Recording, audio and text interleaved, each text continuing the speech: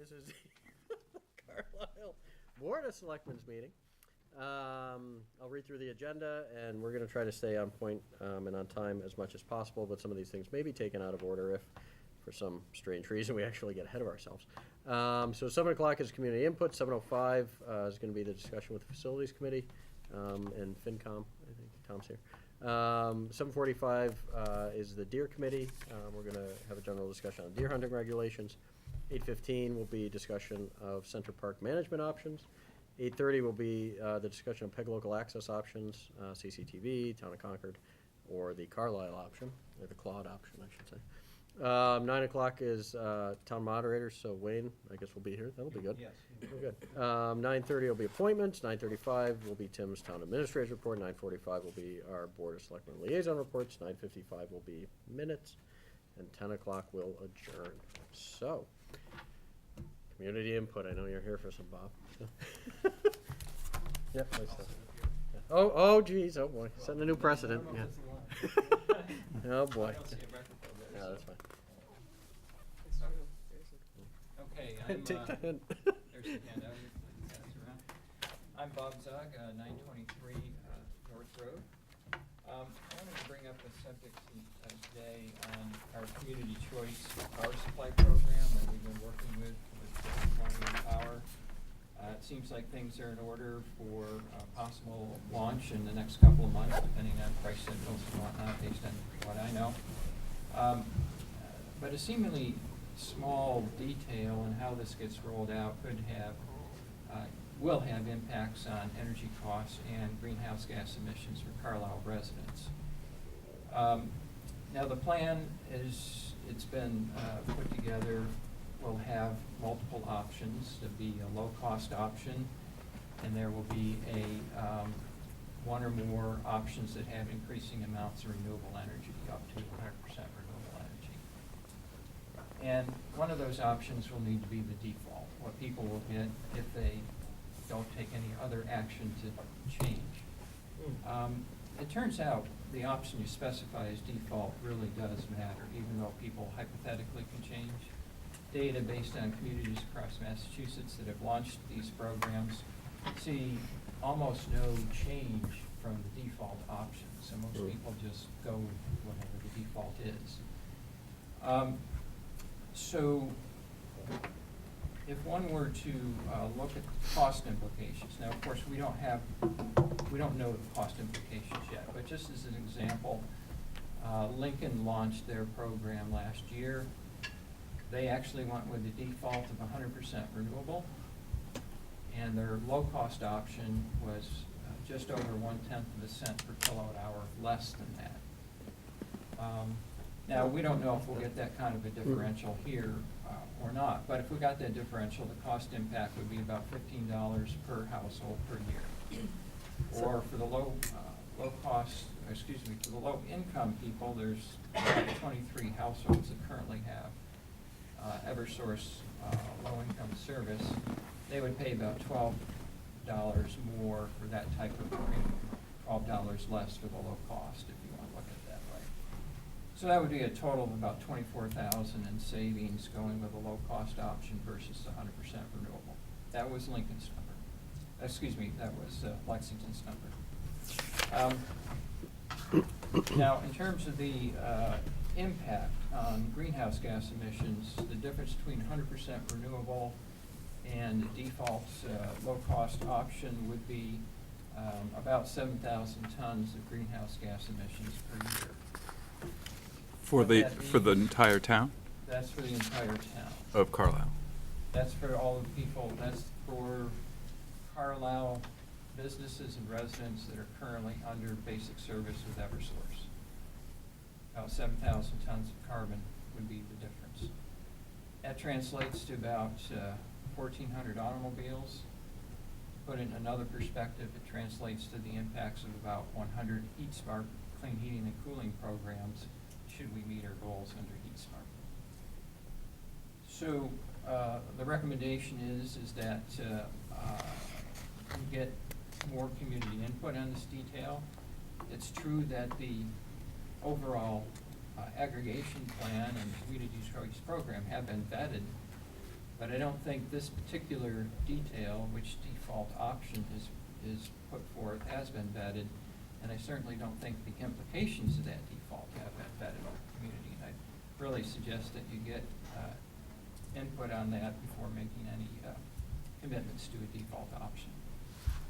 All right, I'm great. happy to discuss at another time if you'd like to talk more about it. All right, great. Thanks, Bob. Bunch of quick ones. Yeah, we'll probably, I mean, once we get Like- closer to this point, Yeah. yeah, then we'll probably put it on the agenda and invite Bob. And I mean, we'll obviously have the guy back from Community Choice Power, right? Is that what it was? Yeah, I forget Colonial. what- Or Colonial. Power that's- Group. Yeah, Mark Colonial Power. Capadonna was here. a Yeah, number that's of his name, months Yes, Mark, ago. and he yeah. was recommending for us He's not to recommending we change. not Right. go forward because Yeah. the market wasn't favorable.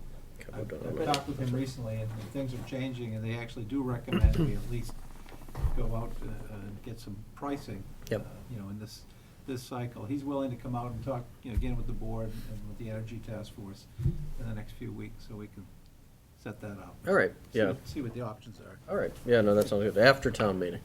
Yes. In somebody else's chair. Yeah, because we, well, we got so many things, You know. other things that we have. All right, facilities. Yeah. Uh-oh. Yeah.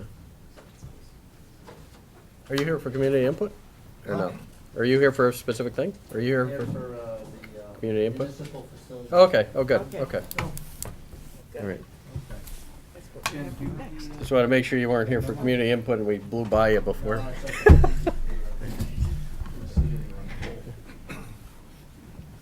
Rick Amaday just stepped in, that's who we're talking to. Carrie didn't say anything. How's everybody doing? All right, so I guess we had received an email. Did everybody see that email from Scott Yeah. regarding Yes. FinCom? Okay. So we had received an email from FinCom. They had some concerns about the way the process was going to work for the Facilities Committee. I think they also had some concerns about the facilities manager position, right? And exactly who that was gonna report to and all of that. So some things have gone out, you know, Tim put together this memo. And I also, you know, I wanna make sure that we're on the same page as FinCom. Facilities, yeah. So Scott's memo wasn't in this packet? It was just in the electronic one? Yeah, Oh, maybe. yes, yeah. But basically, I want to make sure that everybody's on the same page heading into town meeting. And, you know, the sooner we get it on the agenda, you know, we can talk about it tonight, try to figure out, you know, if there are any still lingering questions, and then we'll still have the meeting before town meeting, 24th, to hash out any final details. So, I don't know, do you want to give a brief overview? Tom, I can, or do I you- can, maybe Tom can Yeah. summarize the FinCom's concerns and then what led to All right, putting some yeah. of this together. Well, basically, we had, I guess, maybe a few, I'll call them general concerns, or a whole list of things that probably put into maybe three categories. One was what I'll call the facilities manager. Those specifically would be duties, spending authority, reporting relationship, et cetera. And the second group would be oversight and review, things like reports and meetings and so forth. And third would be conflicts and inconsistencies. In meetings with Tim, and then just the other day, Tim, myself, met with a couple guys from facilities, Jerry and Bill, and Steve came in later on. I think we probably got to, I'd say, 95% resolution Oh, good. of those issues. And, you know, Tim can address some of the specifics, and he has in the things he put out. We've got a couple of what I'll call minor concerns I think we can hash out or table until we get into the actual workings of the whole thing. But generally speaking, our concern was we were launching into a new program with a lot of money to spend, and we were uncomfortable that some of the controls were not present. We think with what Tim has done, has really kind of put those controls in place in the largest part. A few minor things, like I said, I think we can hash out. Details we can go through, I guess, Tim, with your memos. Sure. Actually, don't have a copy of it handy, but You don't have it memorized? Jeez. So what is another I one? think that, Do you need one? printed mine out. Well, to sum it up, I think kind of There's one in the binder. succinctly, that in the proposed job description for the facilities manager, which is before the personnel board tonight, to me, the key line is that the position works under the general supervision of the facilities committee, but under the day-to-day reporting and control of the town administrator.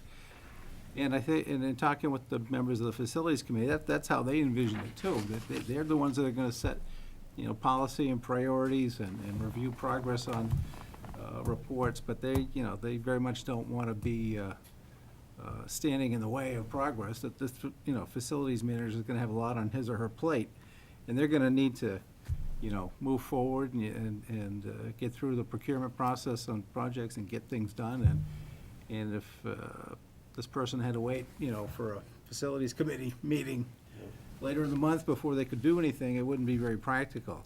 And frankly, that's how most of our independent boards and committees work currently.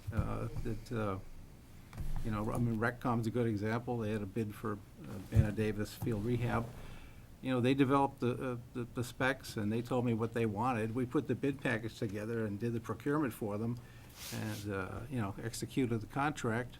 And, the finance department, Priscilla verifies that there are funds behind the contract before anyone signs anything. It's always a good thing. So the process works, that way in Carlisle. So I guess in my memo, I very much wanted things to follow the process that we use. We have a procurement policy that mirrors the state's procurement statutes. So I think the closer we stay to that, probably, the better off we'll be. And the facilities committee certainly should, review bids when they come in and recommend a contractor or vendor to this board on occasion. But, as the chief executive, you should be signing off on, the large-scale contracts and things with the concurrence of the facilities committee. So I think that, it's new to us. We didn't think too much about the process. We knew we wanted to get the position in the budget, and now we gotta think about how it's gonna work. But I think, everyone has the best of intentions, and I think, if it works like, 98% of everything else works here, it will be fine, because we've got a very good finance department and, good oversight, good procurement policies. And I think part of the issue, frankly, I think the charge to the committee was a little vague, a little ambiguous, so we, taking a shot at cleaning that up a little bit. There was reference to school properties there that we explicitly deleted from there. I think for now, this person's gonna be working on town facilities. We don't know what it's gonna look like down the road, but the charge was written a little bit like a charge to a school building committee, and it was referenced to Chapter 71 and, some of the school statutes, so we wanted to kind of clean that up, take that out, and write it as if it, it's a facilities manager for town facilities at this point in time. And the committee is, again, they're, primarily advisory in nature. There's a lot of experience on that committee, and the facilities manager, is gonna be working very closely with that committee, on the, priorities and, setting up a program of projects, if you will, from what, emerges from town meeting. But for the day-to-day, the reporting and kind of the nuts and bolts of procurement and contracts and finance, we see it, flowing through the normal process that we use for most other committees here. I know Priscilla's here tonight, probably to reiterate the finance piece, but, and Tom and I did meet with Bill and Jerry and Steve Hinton, and we talked about some of this, and I think we were, we found that we agreed on most of the major points. I don't know if Bill or Jerry have anything to add to that. Well, we're doing something new that we've never done before. I think we put together a good framework for making something work. I would expect that after we have a year or two experience, we might want to change some things to make things work better. But I think we have a good framework. See, Our concern was mainly that a lot of these good intentions weren't codified. Yeah. They weren't written Very down. We important. wanted to make sure that the i's are dotted, t's are crossed, positive control over a budget of $400,000. Right, yeah. And, but you're okay now with Tim's memo for the process and everything and the job description? Yeah, I sent Tim some comments on his latest memo, Yeah, a still couple needs some tweaks, work, but couple yeah. tweaks, but yes, at 95%, I think we're there. Okay. You good? Yeah, I thought this was a great proposal. Thanks. Yeah. Yeah, we'll work it out between now and town meeting or Yeah. shortly thereafter. I just had a question about the committee charge, the revised committee charge, and that we're gonna do it for annual terms. I'm wondering if we don't want slightly longer terms for institutional memory, for one thing, and for second thing, not to have such high turnover every year. I mean, possibly you could turn over the entire committee Yeah, if right. we have annual terms. Right. So I was thinking, could we consider Staggered terms? Yeah, staggered some and- sort of, at least 2-year terms, if not 3. so- 7 year? Yeah, right. Well, It's lifetime actually, for 7 Bill. years is not, 5 years, I mean, anyway. Yeah, no, that Um, makes a lot of sense, yeah. And then the only other question I had in reading it was, in support of the major construction projects, $150,000 or greater, the Board of Selectmen shall appoint the department head and/or 2 committee members for which a project is being planned or constructed as non-voting ex officio members of the Municipal Facilities Committee for the duration of said project. And I had no idea which committee members we're talking about. Because if you're adding 2 new committee members to the Municipal Facilities Committee, it's not those committee members. This is referring to, it's either the department head or committee members, like, for instance, let's say it's something for the library. The library could say, okay, well, 2 of the trustees are gonna be there, or the head of the library is gonna be involved. I think this was also thinking a little bit more of when the school was still really a part of it. Mm. Okay, it was Yeah. confusing, because I was thinking, what, which committee? What- Yeah, what so we're maybe just talking some, about yeah, here. So, clarification on that. I think we need a little clarification on that. So was it the facilities committee you're talking about now, or was it? This It is was, the- so yeah, imagine, yeah, I know what you're imagine saying. when this was, when it still included the school, this was a way of making sure that the school committee or like the library trustees or something would have input in a major project. Yeah. Or if you were doing a new police station, you might want the Right. police chief. Right, to be- the police chief But might, there's no- might want to be. But there's no committee involved in that, so then, So basically, it's the affected department. Yeah. Right. yeah, Yeah. Well, we can take another look at that. okay, it's just that it was confusing. Yeah. Again, Yeah, because then will we have to accept the charge again as a board? If we're gonna revise it, maybe we should wait and see if there are any more changes in Yeah. the next Yeah. few weeks or something, Yeah. but yeah. Just a typo I pointed out. Take out Oh, the yeah, word sorry, and. yeah, Tom found a typo as well. Yeah. Yep. Yeah, yeah, Typo so, and- Yeah. there's two comments too. yeah. Yeah, so if folks want to, just go through this and maybe forward your, Okay, comments to Tim, and then he can include them and we can vote on it at the next meeting. And then ultimately, have you guys met, has FinCom met to discuss? No, probably No, not we have since. not. Okay, yeah, so but you guys will probably have a meeting before the 24th, right? Just to- 23rd. On the 23rd, yes. Oh, perfect. Yeah, Yeah. yeah. Unfortunately, I'm missing. We're supposed to meet together on the 23rd, no? Are we? Is it a joint meeting on the It's their 23rd? budget hearing, so sometimes yeah, Oh, we- we oh, just okay. go, Yeah. but Good. I'm not missing. not for the general I'm missing your public. budget hearing, All sorry. right. Looked But, like it, Yeah, no, just, I mean, I'm assuming, you'll get it back to the board, or the committee, FinCom, and, ultimately if there's anything. Yeah, we want to see this actually stamped before we say yes or no on our recommendation. Oh, I got you. Oh, It has to be real. right. Yeah, Okay. We like the changes, but they have to be official. yeah, so I mean, ultimately then, well, until it's finalized, we can give you the general. Well, it's not the Something. committee charge that you're worried about. Oh, it is. Oh, it Yeah, it is. is. Oh, Yeah, it yeah, is. yeah. Oh, Right. I'm sorry, it is that. Yeah. I mean, this new chart, revised new chart, charge, Yeah. helps okay. to fix some of the problems Oh, we've. so we Right. really need to kind of decide this. Yeah, Tonight. Well, they We don't could have still another meeting take a before- Or position at before, town meeting. before the 20th, we're meeting on 23rd. right, One of our objectives is to decide on our position relative to the warrant. right, Yeah. yeah. But yeah, because our next meeting is the 24th, though. Yes. So if, I mean, ultimately, if folks are okay with the general idea, or the, basically as written with, you know, the suggested changes, we could, Yeah, I we mean, could take a vote on it tonight. I'm happy to say that, to propose a motion. Please do. Uh, Usually when I stare like that means it. I move that the Board of Selectmen approve the memorandum and attached documents, including the job description for the facilities manager and the Carlisle Municipal Facilities Committee, as presented tonight and dated April 6, 2018, allowing for minor edits. Good. If you Is want. there a second? I'll second that. Okay. Any further discussion? The only thing, do you need us to specify what sort of edits, like terms or, Well, the if you- committee terms? The or- ones you just mentioned are Yeah, fine. so it's You- gonna you be, Consider those minor, that's. Yeah. yeah, okay. so it'll be wanna- just some minor clarification and then the clarify. terms, yeah.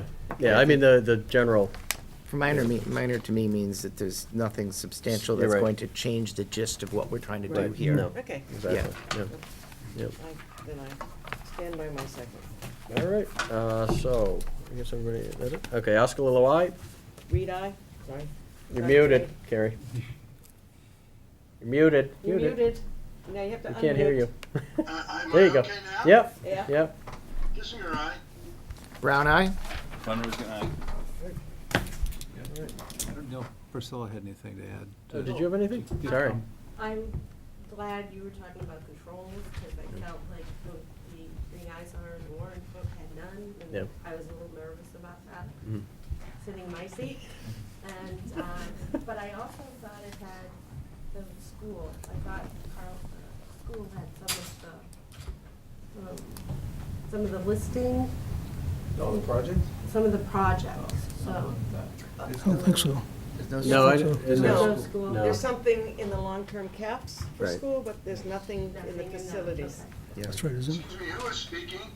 Oh, Priscilla. Oh, thank you. Okay, so I feel like it's a little tighter, it's, Yep. I couldn't see how it was gonna work. It makes me nervous. No, it's understandable, yeah. So, all right, great. Wow, look at that, ahead of schedule.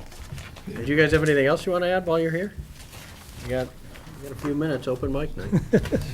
Thank you for bringing your concerns, and thank you guys for working Yeah. through them, and Tim, Oh, yeah, thanks for, really want this to work, and yeah, thanks for meeting on that Friday. Now you hire somebody. Hmm? You gotta hire a facilities manager. yes, Yes. I'd they rather- get posted. Right, exactly. Great. Thank Thank you. you. Thanks. Thank you. Thanks for taking time out of your Tuesday now. Monday, Tuesday, Friday. Lawsuit. All right, so 7:45, so we got the deer. Do we want to wait? We should probably wait, just in case anybody shows up Yeah. for that, because we had people the last time. She wanted to come in. Lee? Okay. Yeah, so we'll wait. 8:15 Center Park. Is that Sabrina? Yeah, Okay. it's Sabrina, but I All don't right. think we should start it yet. No, so we'll hold off on that one as well. You want to go to We the? can do appointments. Yeah, the appointments? Yeah, Well, we'll hold off on Is Peg two. that, Okay. is that a- You want to do The Peg? appointment actually might benefit from the discussion on the local access. Oh, okay. It sort of All right, so do- presupposes going one direction All rather right. than another. so- Okay, so why don't we do How the far ahead are 8:30 we? then? We can do the Peg access. Do we- People closing the door on us already? Yes? Peg access, Peg Yeah. access? Peg access, you can get out a little earlier? All right, so we're gonna bump to number 5. We're not expecting anybody else, right? No, I don't think so. No.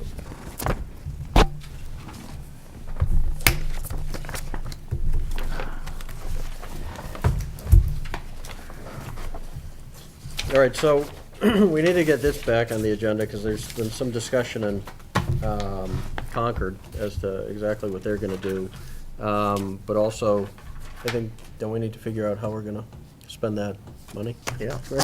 So, so I guess there were three options. Yeah, one was to stay with CCTV, one was to buy in with Concord, and then the third was Claude's Carlisle option. And I guess, so we haven't really had an update. I mean, Kerry sent a couple of emails, he's forwarded a couple of emails, but we haven't really had an update in a while. Kerry, do you want to give the update, or Tim, do you? Actually, I might ask if you're all right with it, Carlin Reeves from Okay. Concord, she's involved. Yeah, that'd be great. With their proposed PEG Access Advisory Board, Okay, what do I say? and she can kind of. Anywhere fill In front you of a in mic. Front of a mic. Yeah, so- Great, okay. On a discussion in Concord, which I think has been shifting back toward a kind of a let's give Side. CCTV another shot at this before. Oh, you got the Sorry about sinking that. chair? Oh, it's Yeah. incredible. It's gonna Yeah, go that's back better. there. Yeah. That's better. Yeah, one of them sinks, yeah. So if you could summarize for the board, maybe what's Yeah, that'd be happened great. over the past couple of months since we Oh, my saw gosh. Chris Whalen and Kate Hodges 2 or 3 months ago. They were pushing the IMA with Concord pretty Right. heavily at that point, but a number of things have changed since then. So maybe, if you could update us. I'll give you a 2-minute spiel and then offer to you to answer any questions. My name's Carlin Reed, and I'm one of the people that's been recently appointed to the new PEG Access Advisory Committee in Concord. There are 3 people who've been appointed, myself, Peggy Wargelin, and Scott Hopkinson. There are 7 seats total, plus 1 ex officio Carlisle member, and I'm changing chairs because that's ridiculous. Yeah, that one, yeah, I know. I'm getting shorter by the minute. Can we just throw that one out? Yeah. It's funny, because it works its way back here, and then Yeah, I know. it works its way around, and- These- yeah. It's the dreaded chair. Mm. Yeah. So a little while ago, I met with Tim and with one of your residents, Christine Lear, about looking for someone to serve as the ex officio member. Now, I don't know what the status is of your negotiations with the town of Concord regarding their intermunicipal agreement. I'm not involved in that process. But the last time I saw the charge, the contract, there wasn't a provision in it for a voting member for Carlisle, which, in my personal opinion, I'd say is a shame, because if you choose to go with Concord, you'd be contributing a substantial chunk of money. And I personally think you should have a seat at the table, a voting member, not just an ex officio. But again, that's up to you on what you choose to do. Okay. I just want to ask just one quick question. Fire We don't away. actually have a signed contract with Concord, do we? Our contract is with CCTV. CCTV. Right, Yeah. right. And that's Right. long Okay. expired. Yeah, Yeah. that's in overtime, yeah. I actually had a question about that. Are you on a month-to-month basis now, or how does that work? Just that the terms prevail until a new agreement is reached, basically. Yeah, we signed a new The agreement that just said yeah. it's gonna keep going under the old terms until we come up with a new agreement. That's the one of the contract that I haven't seen, so if it's possible, I'd like to see a copy of what was in effect at some point, if it's You mean public the original- information. the original- Whatever's you're going under at this point. I've seen all the other contracts and the franchise agreements. I've looked at what's going on in Carlisle as well as Concord. You had asked for a quick update. The quickest thing, last night at town meeting for Concord, there was an article for discussion, and it was the only hotly contested issue. It lasted for 40 minutes, and it was Article 20. It's called the Freedom of the Press article. You can see what it is on the website. It passed by roughly about 60-40, so passed by a majority. And what it did was to encourage the select board, to encourage the town manager not to make the PEG Access program a town department at this time. But what that really means, from what I gathered, is it's advisory. The contract will end at September 30th. It still is within the legal purview of the select board to choose whether to renew it, extend it, modify it, or do nothing, or take it in-house. And that is a decision point where the select board is right now. They're trying to figure out what to do next. They will be meeting with the town manager's office, as I understand, to discuss this, as well as trying to figure out what's going to be the best thing for the town of Concord, but I would also think what's good for Carlisle.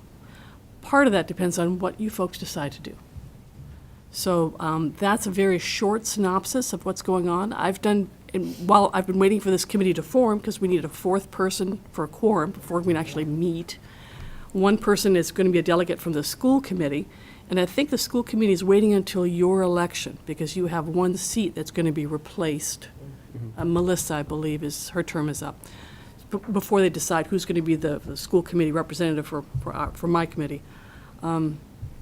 And then there's the ex officio schedule for Carlisle, and then whatever else happens with the others, I don't know, with the other seats. I report to the select board. I don't report to the town manager. So our committee is appointed by the select board. So that's kind of a little bit of the structure. Meanwhile, I've been looking at doing data, trying to figure out what's been going on in the Comcast world, in the PEG access world, because that's kind of my background. I used to work for the Department of Telecommunications and Cable. I was the director of the cable division, so I kind of oversaw a lot of what happens across the state. And in that capacity, I reviewed franchise agreements. I dealt with a lot with the Comcast rate case. There's one going on right now, which they're proposing to raise the rates for Concord as well as Carlisle and the other 82 regulated communities in Massachusetts. So I've got a background in the regulatory arena. And that's kind of where we are at this point. I'm going to stop now and see what questions you have for me. That's great. Wow. It always amazes me the backgrounds that people have in Concord and Carlisle. So if we were to, No, go ahead. We'll let Claude go next. Sounds like a reset button. so if we were to choose to go, or, with CCTV, we would be negotiating a contract directly with CCTV, correct? And if we were to, if Concord decides to bring it in-house, would we be, and we wanted to go with Concord, would we be negotiating a contract with your group or directly with the Board of Selectmen? Well, that's an easy question to answer. You will never be contracting with me, because I'm part of a citizen advisory group. Okay, you're an A advisory cable group, okay. advisory commission equivalent, which a lot of towns have. Usually those committees are formed about the time you have your franchise renewal agreement done. By the way, as a note, I've mentioned this to him, yours expires in 2021, I think. Yeah, I think so. And usually there's about a 3-year process to do the renewal process, which means you should be starting about now. Okay, 2018. It could be a 36-month process for the informal, then a short period. So if you haven't started, I think Tim's already contacted folks, which is a good thing. It means you're planning for it in advance. So you wouldn't be a contract with us because we're a volunteer group. So we would be working directly with Tim, I guess, Tim, the other Tim. Chris. Chris. Chris. Yes, yeah. Right. In my last conversation with Chris Whalen, he was being encouraged to accept a proposal from CCTV to continue operating the service and to forestall the takeover by the town of Concord. And to my knowledge, he might have some of that information, but he hasn't communicated back to us that that's the direction that they're gonna go in, or whether they're gonna go forward with taking it on as a town department. So it sounds like there's at least some energy in having, or interest rather, in having CCTV remain in place. It just kind of makes it a little difficult for us, though, because we don't want to start negotiating with CCTV if CCTV is going to be absorbed into Concord, right? Right, which way, I think it is probably an opportune Or maybe we do occasion want to to- start negotiating with Yeah. them now. I mean, there's an offer to have a Carlisle representative on the essentially the Citizens Advisory Committee. I don't see any downside to us having someone, in the room listening to what is going on. And Christine Lear is very interested in, if the board, so chooses, in representing Carlisle on, that advisory committee. Do we have The an PEG access. email or anything from her? What's that? Do we have an email or anything from her? Well, she'll be the appointment, right? I don't know if we got an email, but I met with Yeah. Christine and with Carlin a week or so ago, and she's very interested. I know she's had conversations, I think maybe with Carrie in the past, and Claude as well. And I've Christine spoken is to her as very well. much interested in being part of that if we want her to be. So, just to recap and to make sure I'm understanding. Your Citizen Advisory Committee is going to advise the Concord Select Board as to whether to authorize Tim then to, not Tim, sorry, On a whole- Chris. Let me stop you there. There's a whole bunch of stuff. PEG access is only one small part of it. Another part is advising the select board on how to monitor Comcast's performance under its franchise agreement with Concord. Another part is when it's time for Concord to do its renewal, to help assist with the renewal process, holding public hearings, gathering input on complaints, that sort of stuff.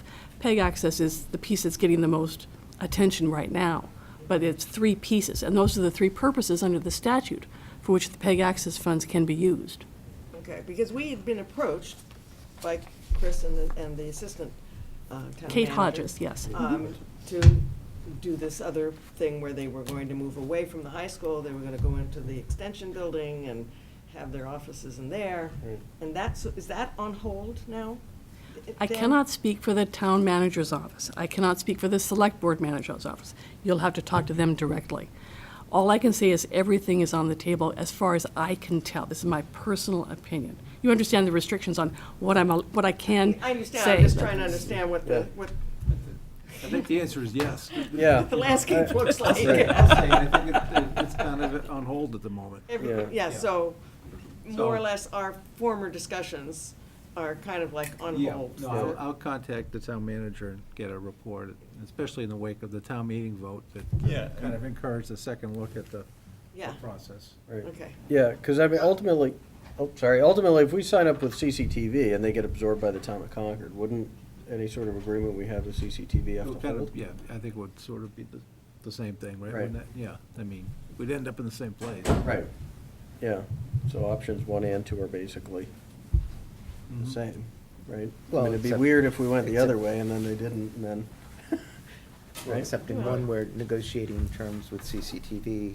Right, right, but ultimately, if we were content with those terms and Concord absorbed. Well, My- and I think it's actually quite different because, the finances of a town department versus the finances of a nonprofit are very different. I Yeah. mean, in terms of, pensions and things like that. So the staffing would be different, I think. And so, it would be,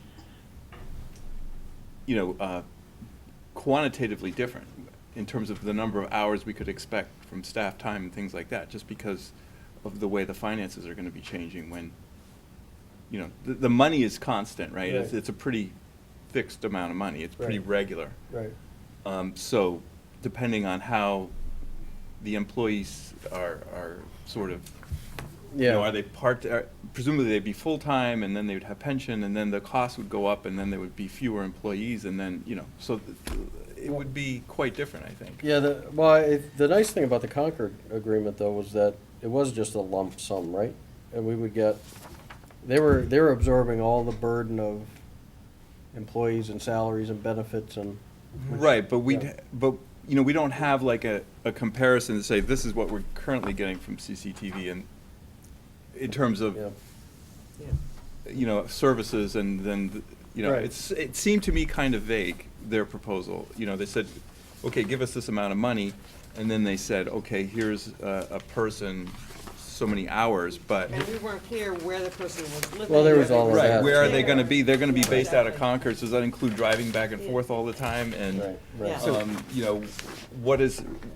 what skills does this person have? Can they teach, classes, or are they just going to be televising meetings, or, Right.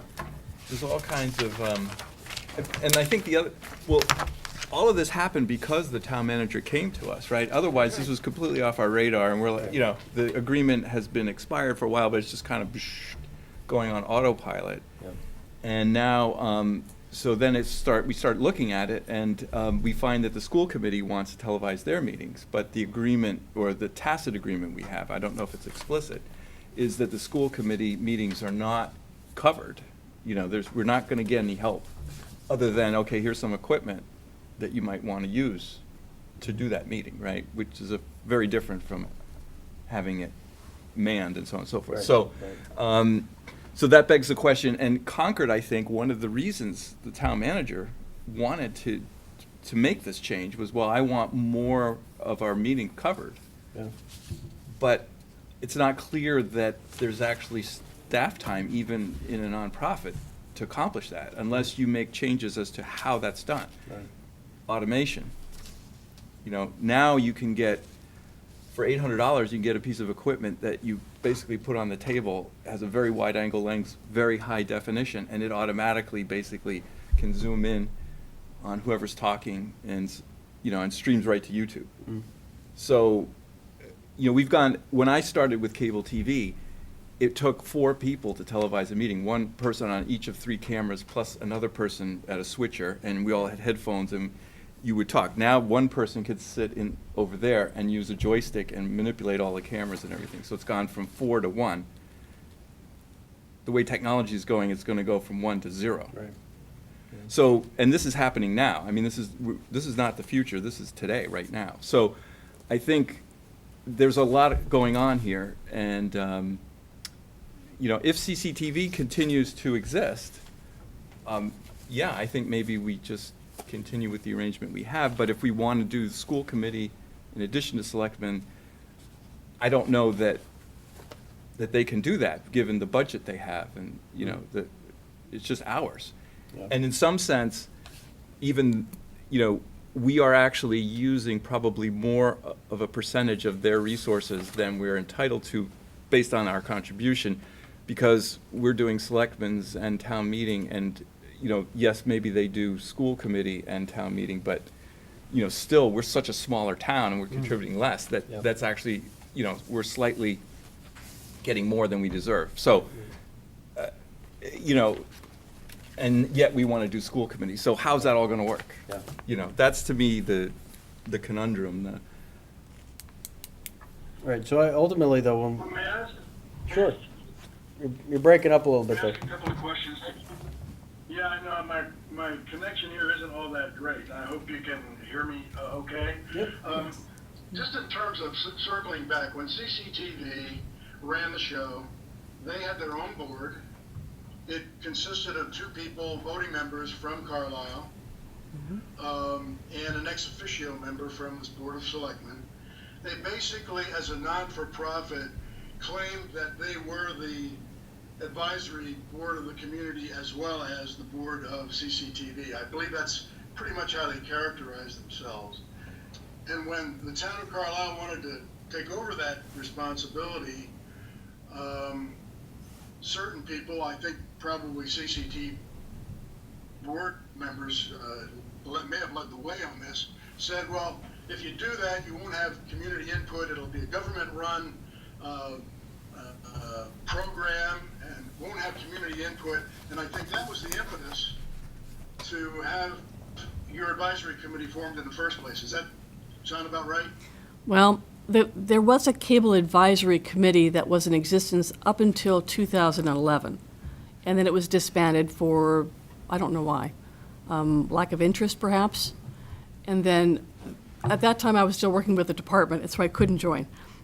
But I retired about 3 years ago, and recently I heard about this opportunity, so I've been kind of encouraging the formation of this committee for that very reason, because I know there's a lot you can do. This represents is- a newly It's formed. a revival, I would think would be a better way of doing it, and that it has a slightly different name and a much longer charter, but essentially the same kind of stuff. Act as a source for citizen input on the programming, but also consumer complaints against Comcast, helping to resolve those, that sort of stuff. So, irrespective of whether CCTV stayed in place or whether Concord absorbed those responsibilities and contracts, irrespective of any of that, you would still be a community advisory committee consisting of the way you're recommending. Absolutely, So absolutely. you're really independent, for the most part, of whatever else is going on behind the doors and between Carlisle and Concord, and between Concord and CCTV. You say independent, but really we depend on what happens, because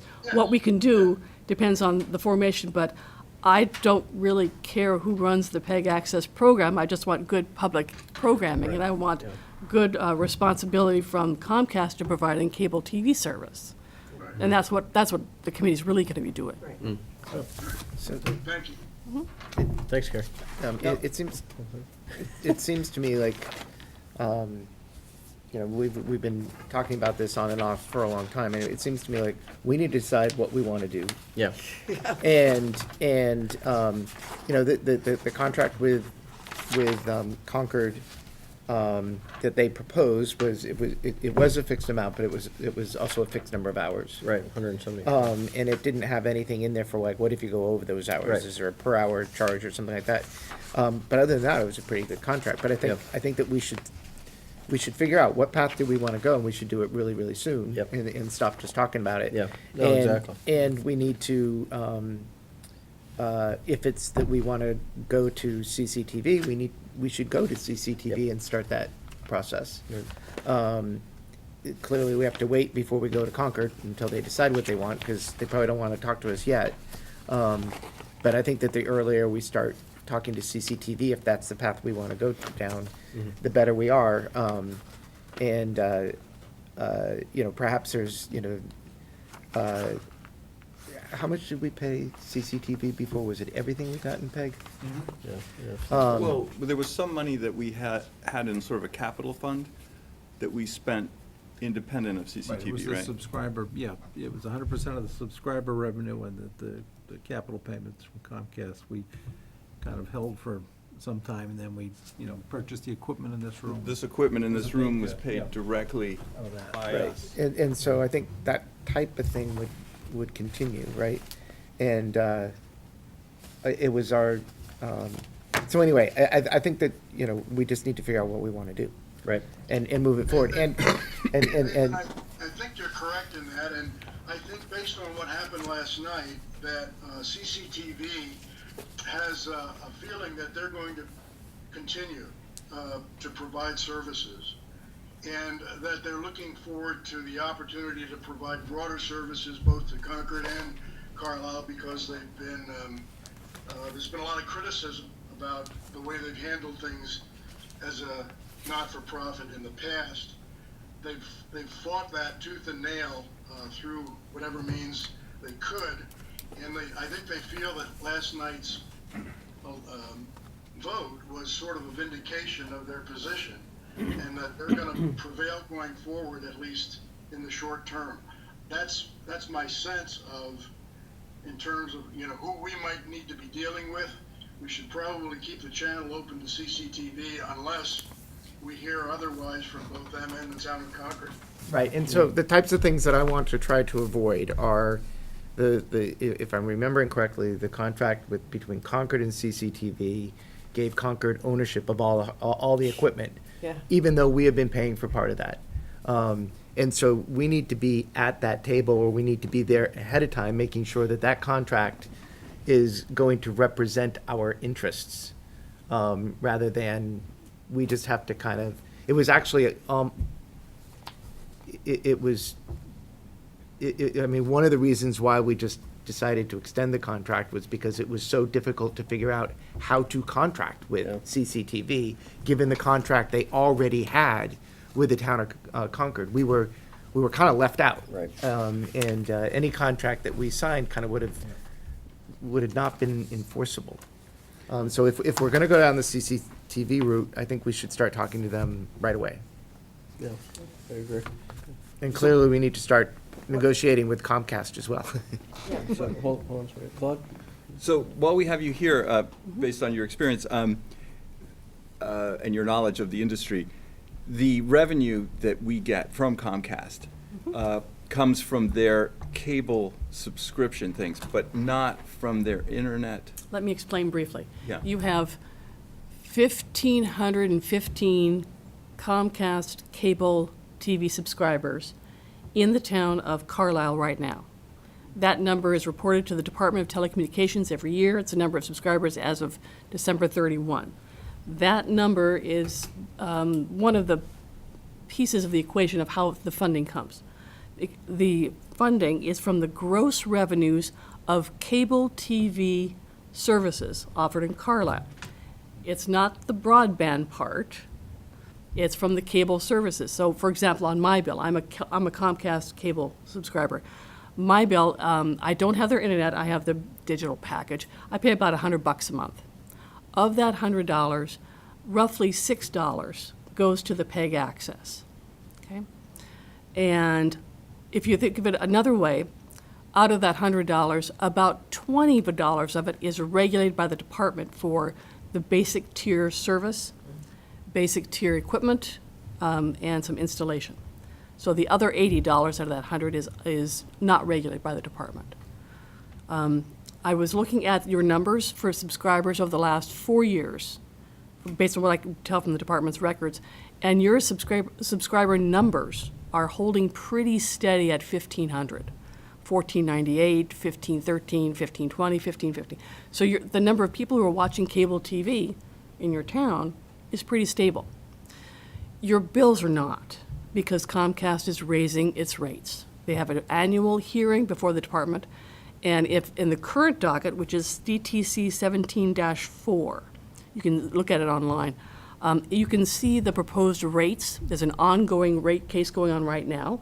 They had the public hearing, I think, March 31st, and the Carlisle rates will go up for the basic tier about $1.50 a month per person, per account. So that's kind of how it progresses. The revenues are based on all of the cable revenues, which includes the basic tier, but also the taxes, the fees, and all the things that Comcast adds on. And I did an average revenue per user calculation. That number keeps going up. It's about $17 a person now, per quarter for the basic tier service. So the revenues seem to be going up a little bit. Your subscriber base is pretty steady. So for the and I'm thinking that would gross you about $100,000 a year for PEG access. Okay, by contrast, Concord is about $400,000 a year.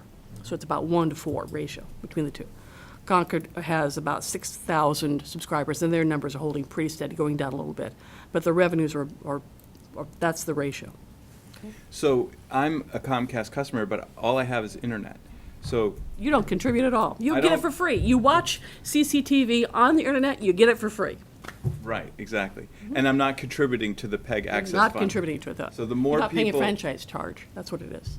Right. So the more people who migrate over to internet only, that's going to reduce, the PEG revenue. In other words, if everybody, No, because remember, it isn't just the numbers. It's all those extra fees and the charges and the increases that Comcast adds to the bill. So that whole bill, not just the $20, but the whole $100, is used to calculate the franchise-related cost. So that's why the actual dollar amount of the franchise fee has been going up from $4 to $5 to about $6 a month. Take a look at your bill. The subscriber numbers alone don't tell the whole story. You have to look at the revenues.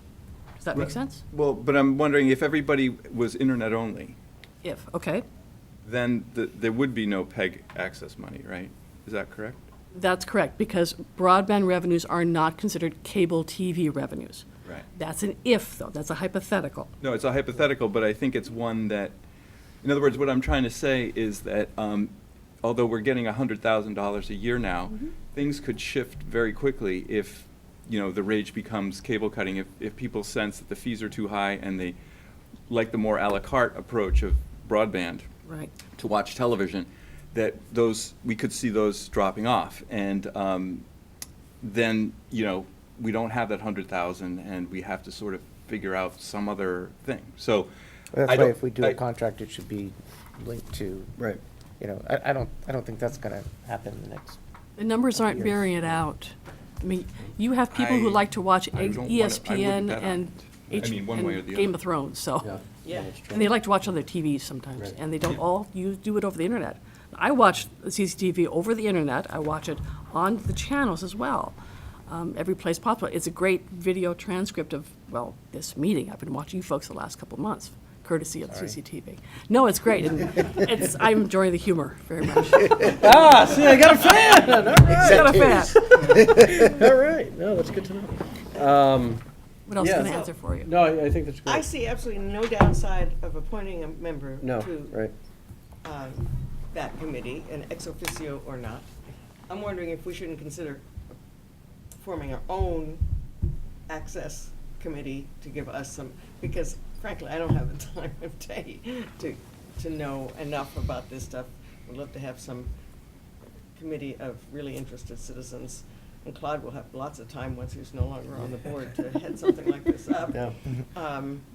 To advise us, On like what we should be doing? rather than Yeah. us sitting here passively, Right. waiting for Concord to make up Right. their Yeah. minds, you know? And finding out all this information, which, you know, Right. even though we've been over it a couple of times, I gotta tell you, it's still a little hazy on. Yeah, no, exactly, exactly. So, I mean, I guess the action items now are to follow up with CCTV, get the ball rolling there, follow up with Chris in Concord to see what they're doing. Yeah. If they even have a plan. Yeah, we could get Christine appointed, at least for now, to that. I would appreciate having her appointed as the ex officio Yeah. now. Yeah. If there's an opportunity to have a voting position on the committee, I think that would be advisable too. That's just my Yeah. personal Yeah. recommendation. No, I think that's an excellent idea, and I think the board would agree to that.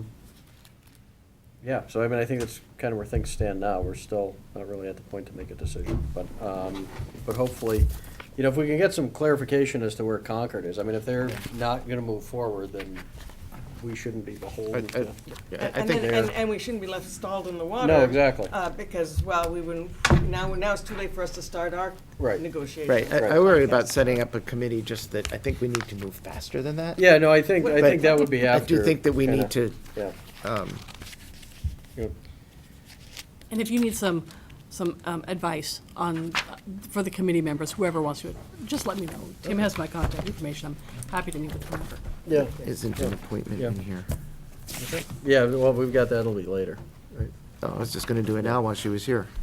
Is Christine here? Oh, no. 7? Was she coming? 7. Oh, it's number 7, it's not under appointments, okay. I move that the Board of Selectmen vote to appoint Christine Lear, 120 Oak Knoll Road, to serve as the Carlisle representative to the Concord Public Access Advisory Committee with a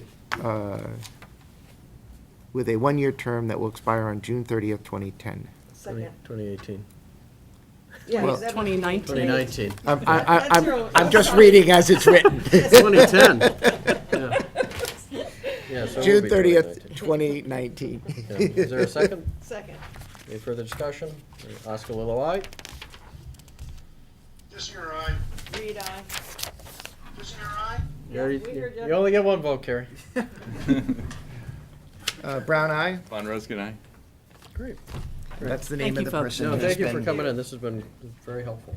Yes, I have our information already. Okay, all right. And, yeah, that expiration term is kind of odd, but, Yeah. okay, good. Well, we're kind of an odd bunch. Thank you so much. Great. Yeah, thank you. All right, so technically, we're still 15 minutes ahead of schedule, even though it doesn't look like it. Well, what are we gonna do about, we identified it again as an issue. I know. But we still haven't come up with any kind of a solution.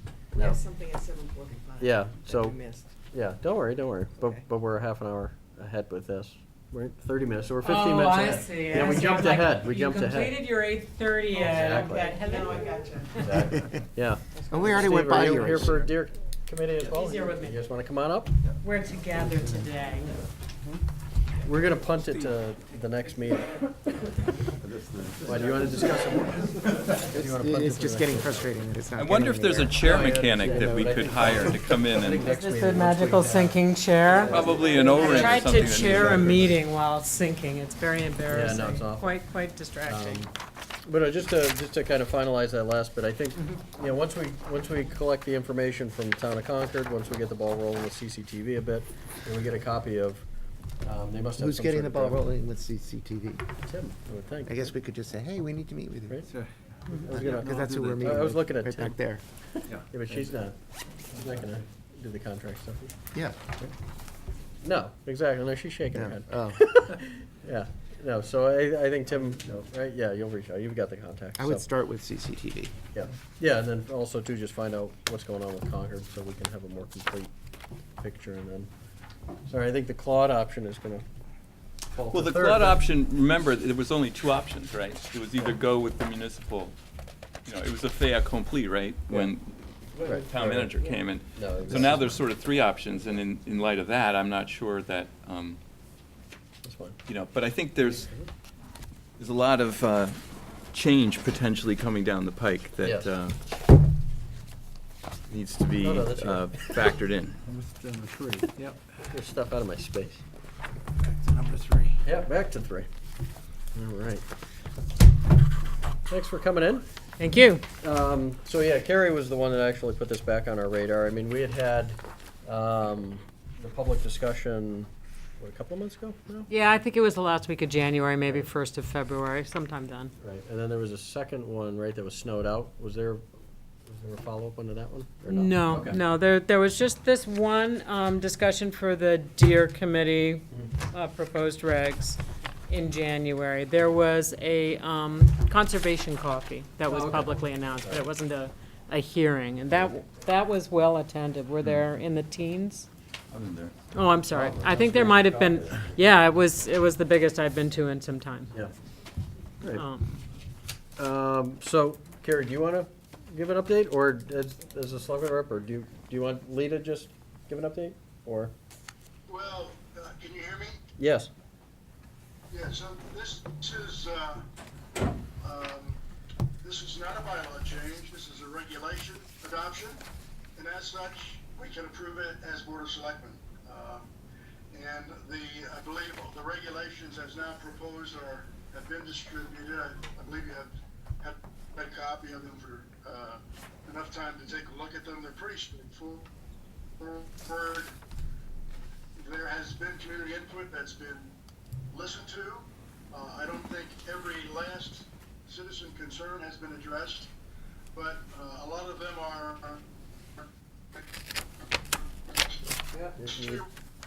You're breaking up. 500 feet from my house. Hello? Yep. Time to repeat. Yeah, you're gonna have to repeat that, sorry.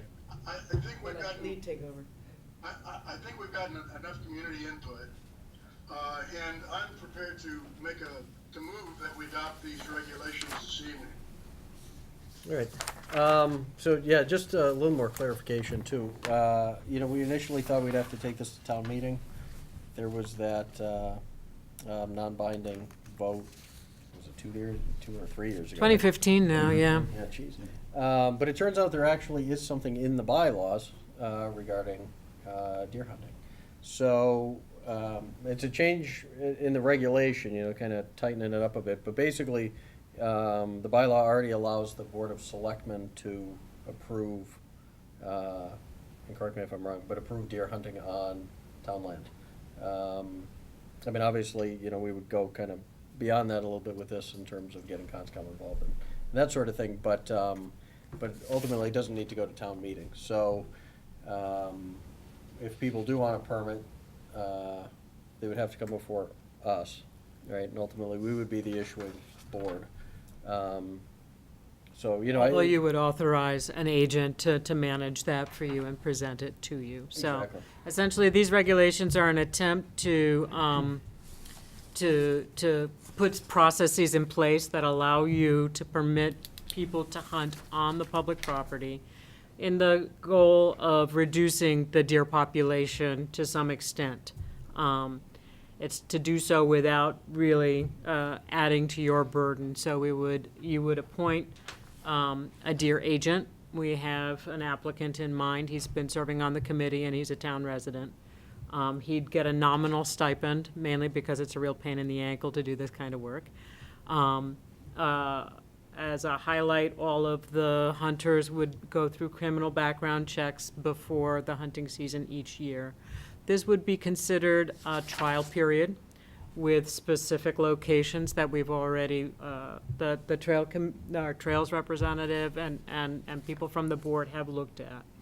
And they'd work to get things in place. To make this work, we have to set up a revolving account to accept fees and to pay for expenses. We're hoping it'll be a self-sufficient program, if not the first year, then soon, very soon thereafter. So, quick question. Yes. It says that the hunter's fee is $30 a year. Yes. How much is a criminal background check? It's performed by the police. It's not a Corey check. It's a criminal background check. A Corey check is So there's no separate. cost to that? There's no cost to us for that. Okay. At the public hearing in January, there were a Mhm. number of things I heard. Yes. One of them was the length of the season. Mhm. I think I saw that. And we have addressed in modified Yes. that, yes. Okay. The other thing that I recall hearing was the time of day. Yeah. And I had a hard time locating it There, here. there are no, we did, the committee thought about the two requests and found that if the goal is to reduce the deer population, you have to actually let the hunters be there. And we found that it would be, we thought it would be more appropriate to curtail the season than to have them in and out for twice as many days. I think it's more disruptive to the community to have more days impacted than to have a few days that are off. And similarly, Sundays remain an illegal hunting day in Massachusetts, so even during the season, there are no hunters in the woods on Sundays, period. Trying to remember if there's. There was a anything else. notification a request as well, and that one, we could not, we really couldn't find a method of notification that we thought would be workable. We thought instead what we would do is have the deer agent introduce the people, introduce the hunters, and that way we can have the hunters work out with any abutters what they want. We're still gonna do complete signage of all of the public entrances to the land. Okay, well, I just wanted to kind of. Yeah, exactly. Yeah, Ensure that we had Right. addressed each of those. And those considerations are actually in minutes. We just haven't had a chance to vote on Yeah. those and adopt those minutes yet. Okay. But, you know, to emphasize for the public's sake, this is something that we've proposed as a trial season, with the hope that when the town votes on the proposal, if you do decide to take it to town meeting or to a vote, that they're voting from a place of knowledge rather than a place of having read, you know, whatever urban myth or rural myth has been promulgated for the last 50 years or something like that. Other people's experiences might not line up with ours. About 2 weeks ago, I was walking the dog and we saw 5 deer across the street. Yeah, I ran into 5 deer driving home this week. I have It must 6 be in the my s- backyard all It the must be the time. same clump. Yeah, it's an interesting family group, yeah. Is anybody here? Yeah, Want to, anybody here for deer? anybody No. here to talk about this topic? No, we had a pretty good turnout at the We public had hearing. good, yeah, I mean, there's been public interest, and we had a few people from out of town actually coming to weigh in on the matter. We've had a couple of hunters reach out to ask for information, and I believe some abutters of the public trails have actually asked that we let them know so that they can give permission to hunt. And so that's, you know, so that they can enlarge the boundary as needed. There are, of course, other abutters who feel quite the opposite. Yeah, so there was really, I mean, the folks there, they were all pretty much against it. Yes. You know, and it was more of a safety thing.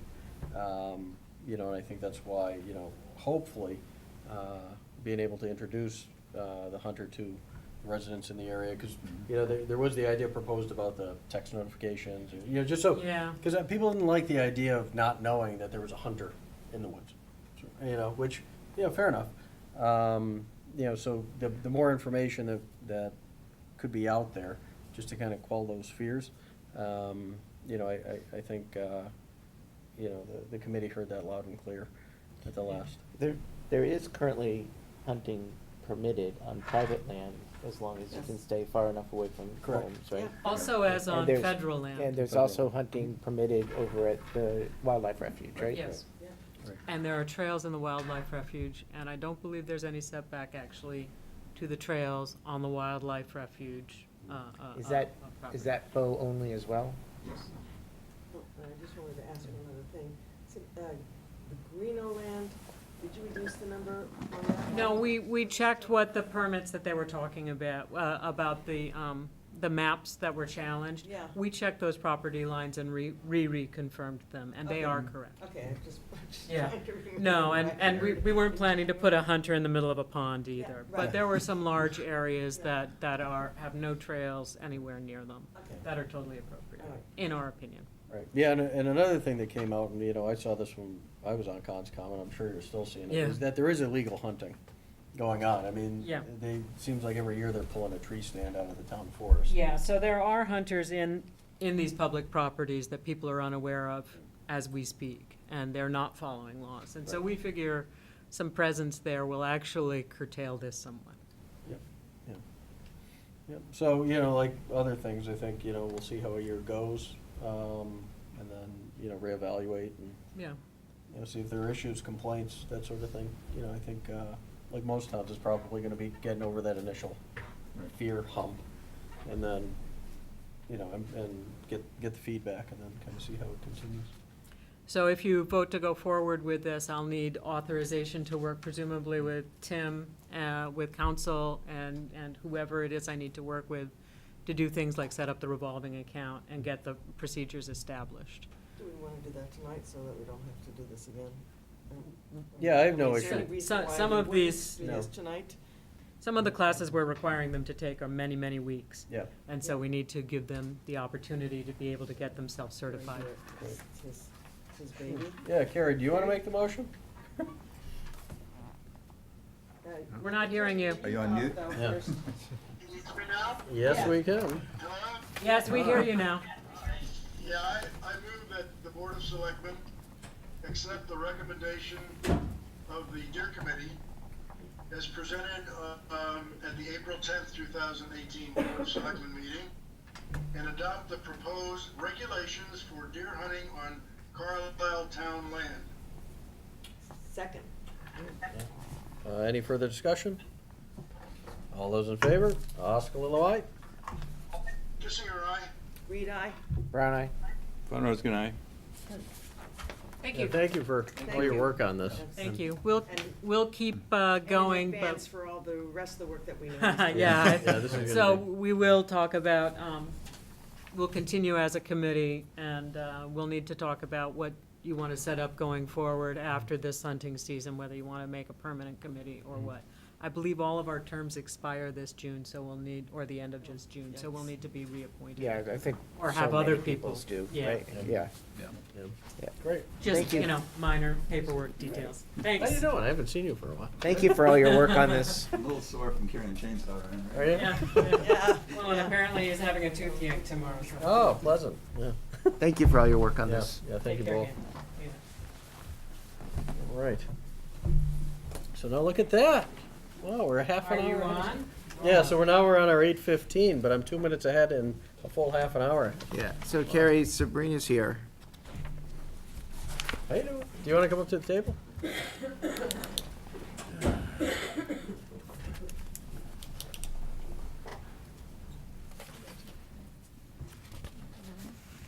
Hello. So does everybody know Miss Perry? Sabrina Perry, okay. So Carrie, you wanted to put this on the agenda, and we had a minor discussion last week about some proposed options, and you had sent out an email. Was that just to me, or was that to the, everybody? Yeah. So, I think everyone has received, It's in the park, it's in the packet. yep, so I will let, I have two bars. I have a very poor connection, so I hope you can hear me well enough. In the information that I passed around as far as background, it included what I saw as 4 options for dealing with Center Park going forward.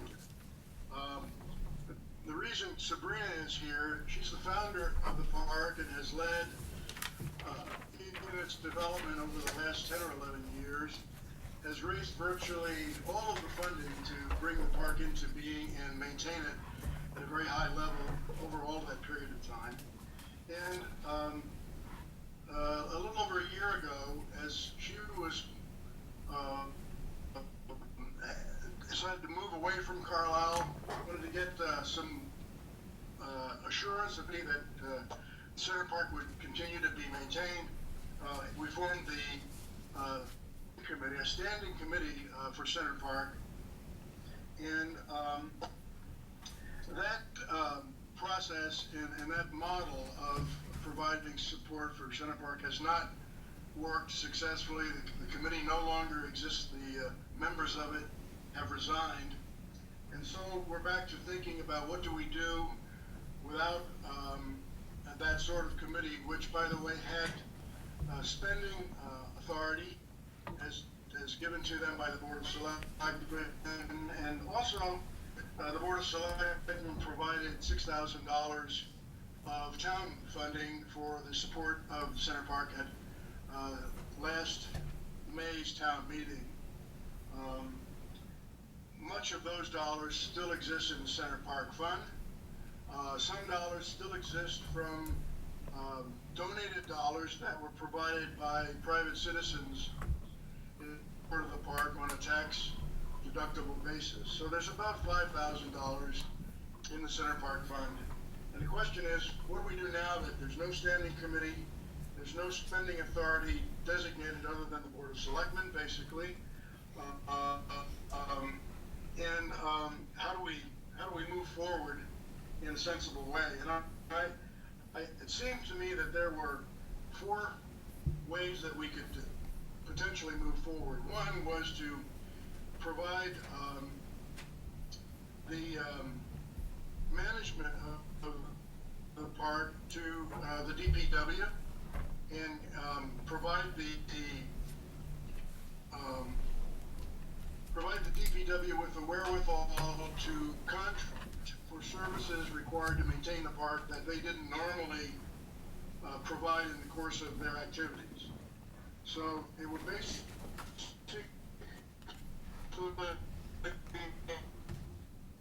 Center Park, funded by the town.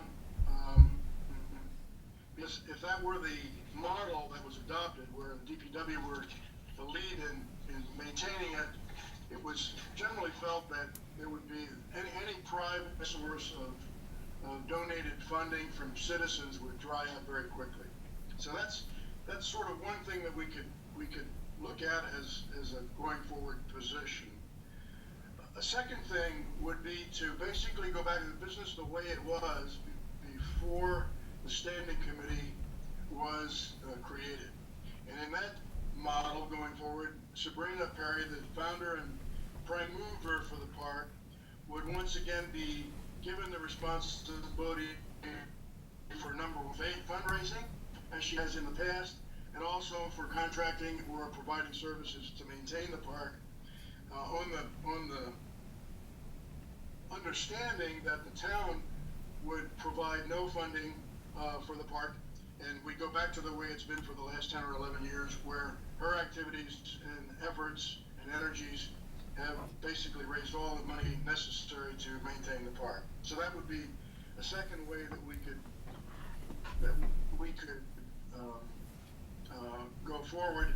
I've had a brief exchange of his agreement with that, assuming that responsibility. A third way of opting to move ahead would be to adopt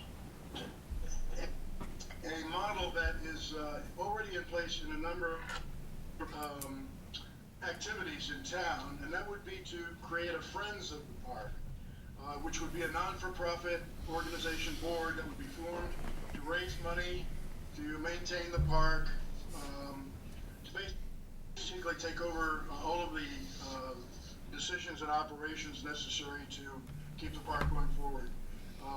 The Council on Aging has a Friends group, the library has a Friends group. It certainly is a model that can work successfully. However, it does require that a Friends group be organized, be formed, be chartered as a corporation, not-for-profit corporation, and have enough proponents of it to carry out the responsibilities that they would adopt for themselves. So that would be a third way of moving ahead. The fourth way of moving ahead would be to basically let the DP park and provide only those services that they normally would provide in the normal contact of their activities, and provide no financial support for those activities beyond normal activities from DPW. So those seem to me to be the 4 options that we have going forward. If we did adopt the 4th one of the DPW, basically just doing what they would normally do, we would be effectively walking away from maintaining any of the design and implementation of the park that's taken place over the past 10 years. And investment in the park in a way that would make it ultimately lie fallow until and unless someone said, we shouldn't let this happen, and if we ought to turn it around. And if that were the case, then we'd be spending a lot more money to get it back to where it was or get it back to an acceptable level. So the deferred maintenance approach, while it wouldn't cost us anything more out of pocket than we'd normally spend with DPW activities, would defer maintenance and maybe a potential downstream cost. So those, as I saw it briefly, would be the 4 ways of going forward. And I've spoken with Tim about this, about working with Sabrina, the potential for doing that, so that Sabrina would only be able to spend monies that were raised by her from private sources and placed into the Center Park Fund in a not-for-profit and tax-deductible basis. And that they would then work together on Sabrina assessing what was required to maintain the park, assessing the dollars involved to do that, in each case of what was needed, going to Tim to make sure that the funds were available and get the authorization to spend those funds. So that's where I think we are. Open to discussion. Sabrina, if you have any comments you'd like to make, I defer to Luke to let him decide whether he wants to have you speak, and if so, for how long. But that's all. That's about. If there are any questions for me, please feel free to direct them to me, and that's all I have as input. Thanks, Gary. My recommendation is that the second approach of having Sabrina back in the saddle, if you will, with Tim's help, would be an approach that maintains passionate interest in the park, doesn't cost the town a nickel out of town funds, and although the only downside I see is that may be a somewhat a temporary approach, because sooner or later Sabrina's going to need more help than she can provide just on her own if she's not able to get others involved. I think she'd need to get others involved in assisting her with a future role for some committee or some other way to keep the park moving forward.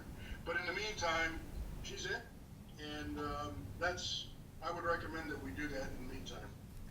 So I have some questions, if I may. Sure. So, you know, the one thing that that concerns me is just making sure that the funds that are raised are spent appropriately per the, you know, whatever laws on the of a nonprofit. Mhm. And so we have everything that we need in order to be able to do that. Like, No, I think we do. I think maybe in the past, we weren't giving donors, every donor, the proper paperwork to ensure that the deduction is deductible, and we Mhm. want to be more scrupulous about that, I think. And also spending, you know, keeping the spending in line with what we've actually got on hand. Yeah. Sometimes we've kind of had some timing issues with.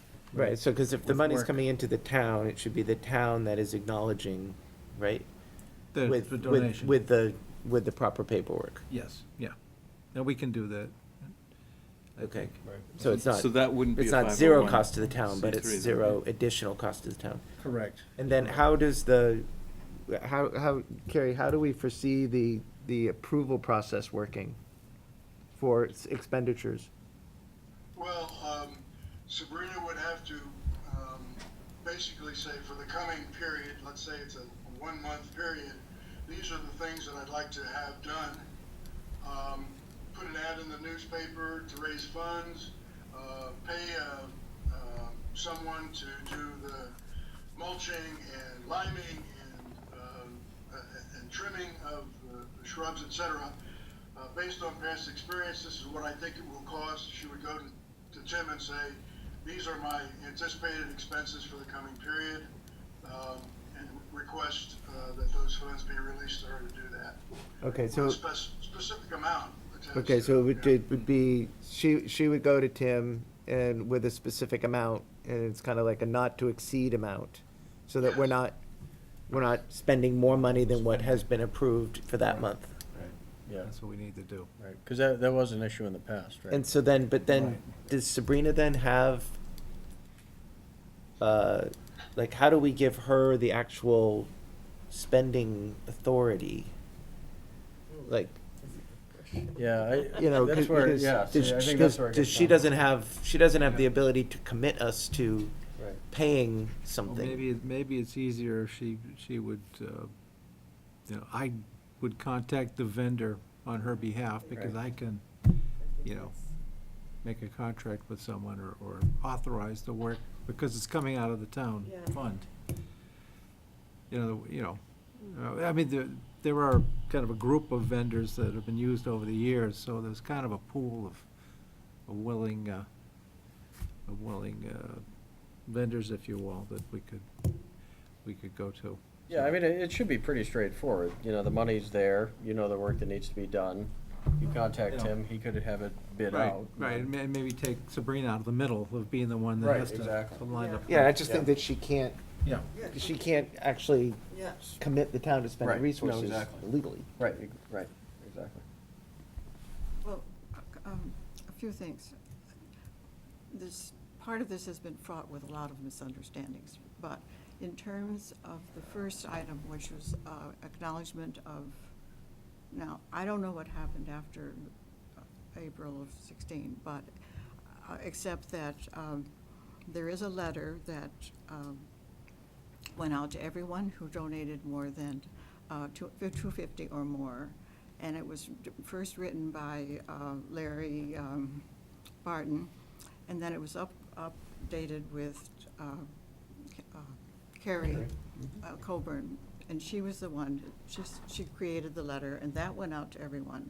And I did that for 10 years, and we never had a problem with acknowledging people. I wrote a thank you note to every single person, so I don't really know what that was you were talking about.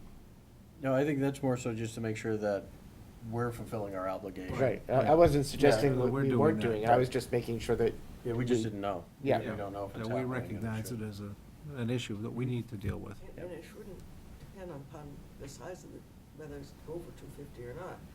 That's the IRS code, it's road. Oh, okay. It says so, and I'm sorry I don't have it with me, but I can provide it. Yeah. It says, within this section 115 of the IRS code, that's what they stipulate.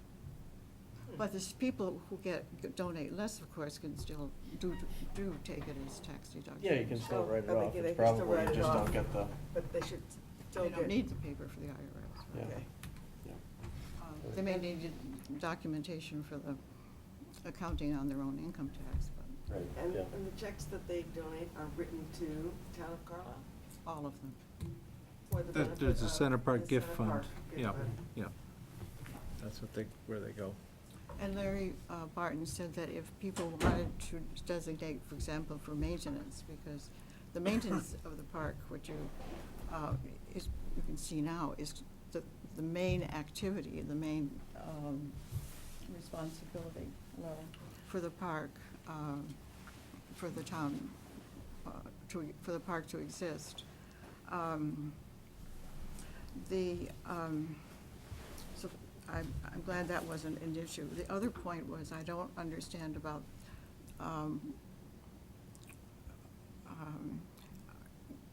I was entrusted with being a coordinator for the park, and as far as I know, during my tenure time, we always had money, and the one time there wasn't money for someone, it was because of a deposit was required. Well, the town doesn't do that, so that request was rewritten, and I don't know, here again, there have been some allegations and what have you that that are not relevant to what didn't happen as far as I'm concerned. Our books, all of my records, all of my spending went through the selectmen, through Priscilla to pay it, and then before that, they went to Margaret, and she provided the list and all that. So I remember one time when we were 50 cents short, but I just don't know. Don't worry I about mean, 50 cents. Yeah, no, so I think this whole business of being, everything, and also I have copies of all the deposits and who gave what, and when the thank you notes went, and all those people also, up until October last fall, when the committee decided to change, didn't want me to fundraise any longer for them. So from that time on, I don't know exactly who gave what or when or how it happened, because they didn't give it to me. I mean, and elected not to. But still, all those other people are listed on the Friends page of the Carlisle's website. And we do have a website. I mean, the park has a website that was created when the park was formed. It was planted in '07. And Julie Turner of Bedford, she created the website. She wrote text for it. She did pictures for it. And she guarded the name for the park that goes through, what is it, WordPress, not WordPress? Something like, no, that's not the right word. Word something.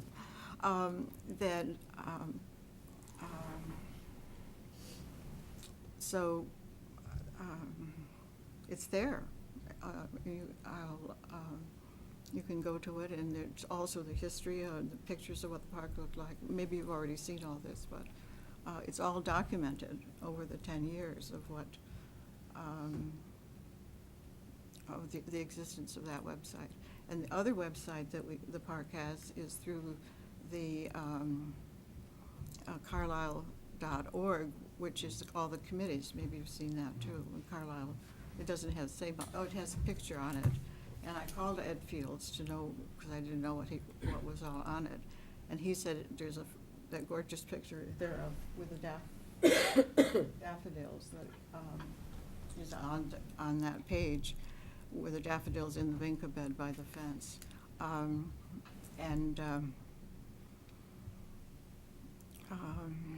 he has a note at the very top of it referred to Carlisle.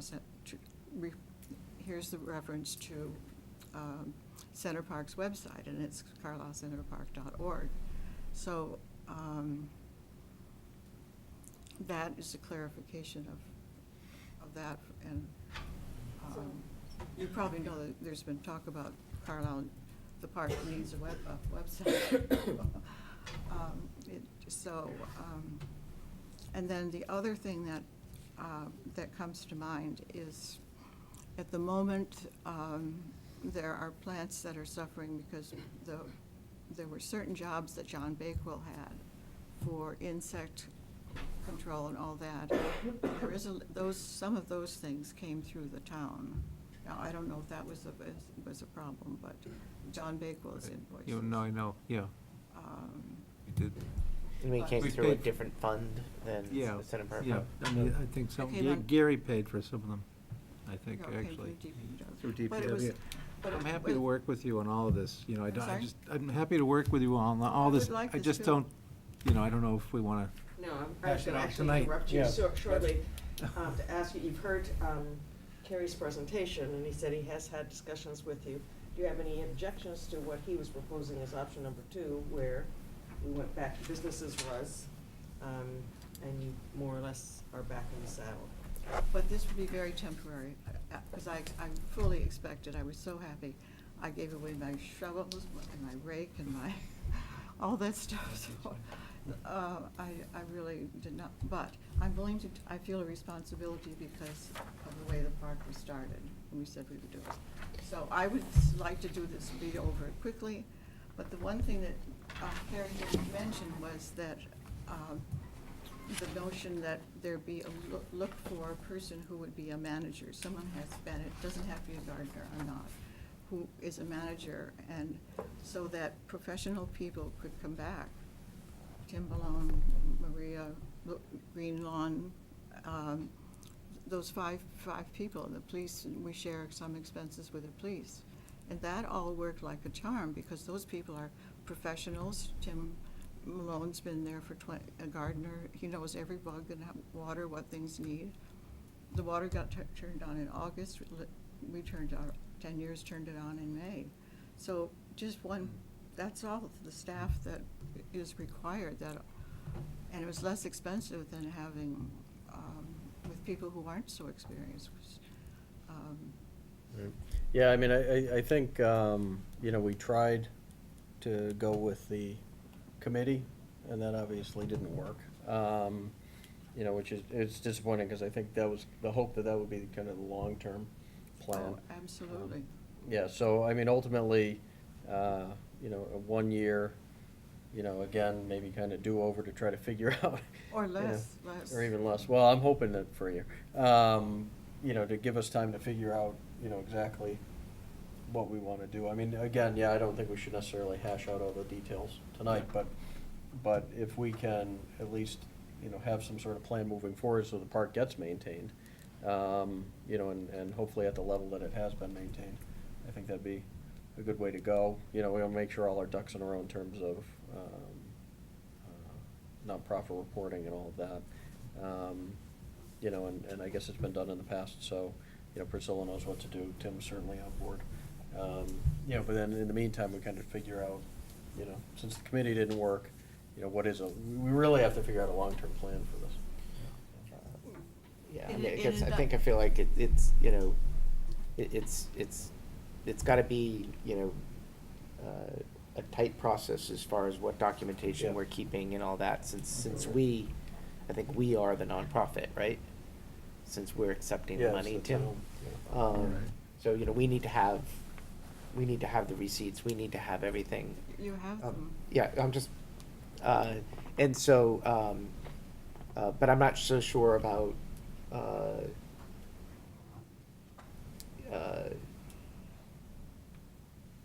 you know, like, I didn't realize that there was another step that we were gonna have to take. I mean, the committee didn't work. Right. I think that Carrie's already outlined what the long-term options are. What else Well, no, might but if we, do? right, but if we go with this option, it's clearly not a long-term option. This would be a stopgag until we figured out. But Exactly. our other options are the other three that are already before us. Yeah, at the moment, I mean, unless something else, you know, I mean, because there's been talk about possibly the garden club, or, there's another thing that was tossed out, but I think the garden club was, you know. The issue is fundraising, Yeah. because the town doesn't want to spend the money. Right. So we need some mechanism, and that's why we thought the committee would do the fundraising, and I'm not quite sure why they now didn't get off the ground with that. Because none of them had experience with fundraising, and that's why they asked me to help them. And I didn't know that when I. Oh, okay, well, Yeah. But yeah, I mean, ultimately, you know, I think the Friends of Center Park would be, you know, if we do want to maintain it at the level that it's being maintained, you know, that would probably be the way that we'd have to go, because you'd need to raise enough funds. right. So you could hire the professionals to do the work. You know, I mean, while Gary's crew is talented, there's limitations to what, you know, they can do and will do, you know, no matter how much money's in their budget. So, you know, I think if we do want to maintain it at that level, we would have to try to determine if there was some sort of interest in, you know, people joining, or Friends of Center Park, you know. And then that requires a board and a committee. Exactly, and right, You know, right. everything that we had before. Right, yeah, I mean, I think it's really just a different name for a committee. For a committee, exactly. It is, but I believe it becomes private, so it's not It does, subject yeah. to open meeting rules and, Yeah, but I think, yeah. And quorums. But And it's still gonna be quorums. hard to get people interested. Right, it probably will well, be, I right. understand, but Okay. it might be easier to operate. great, yeah. Excuse me, the things, it would seem to me that, and Gary made no comment on this, but that it would be easy just to go back to what worked for 10 years, namely the few professionals there, and I mentioned, Carrie didn't mention, but I have a friend who is pledging $4,000 so that starting this week, we could have, if I get a job, that to start cleaning it up, taking care of the insects, taking care of, I don't know what's going to happen with the holly bushes, because the deer didn't get their dose of whatever they get, and all the leaves are gone except for the bottom branches of 6 bushes. So there are those things that those professionals can take care of, and it was easy. I mean, I had business experience, and so that's all I did was, and everything though was not whimsical, but it was approved came through the selectman's office and then through the vote and through you, right? You Mhm. saw them too, and then also then Priscilla, she saw it too to make sure that everything got paid. And everything, as far as I know, got paid, except until I was involved. Yeah, no, I mean, That's what I would do.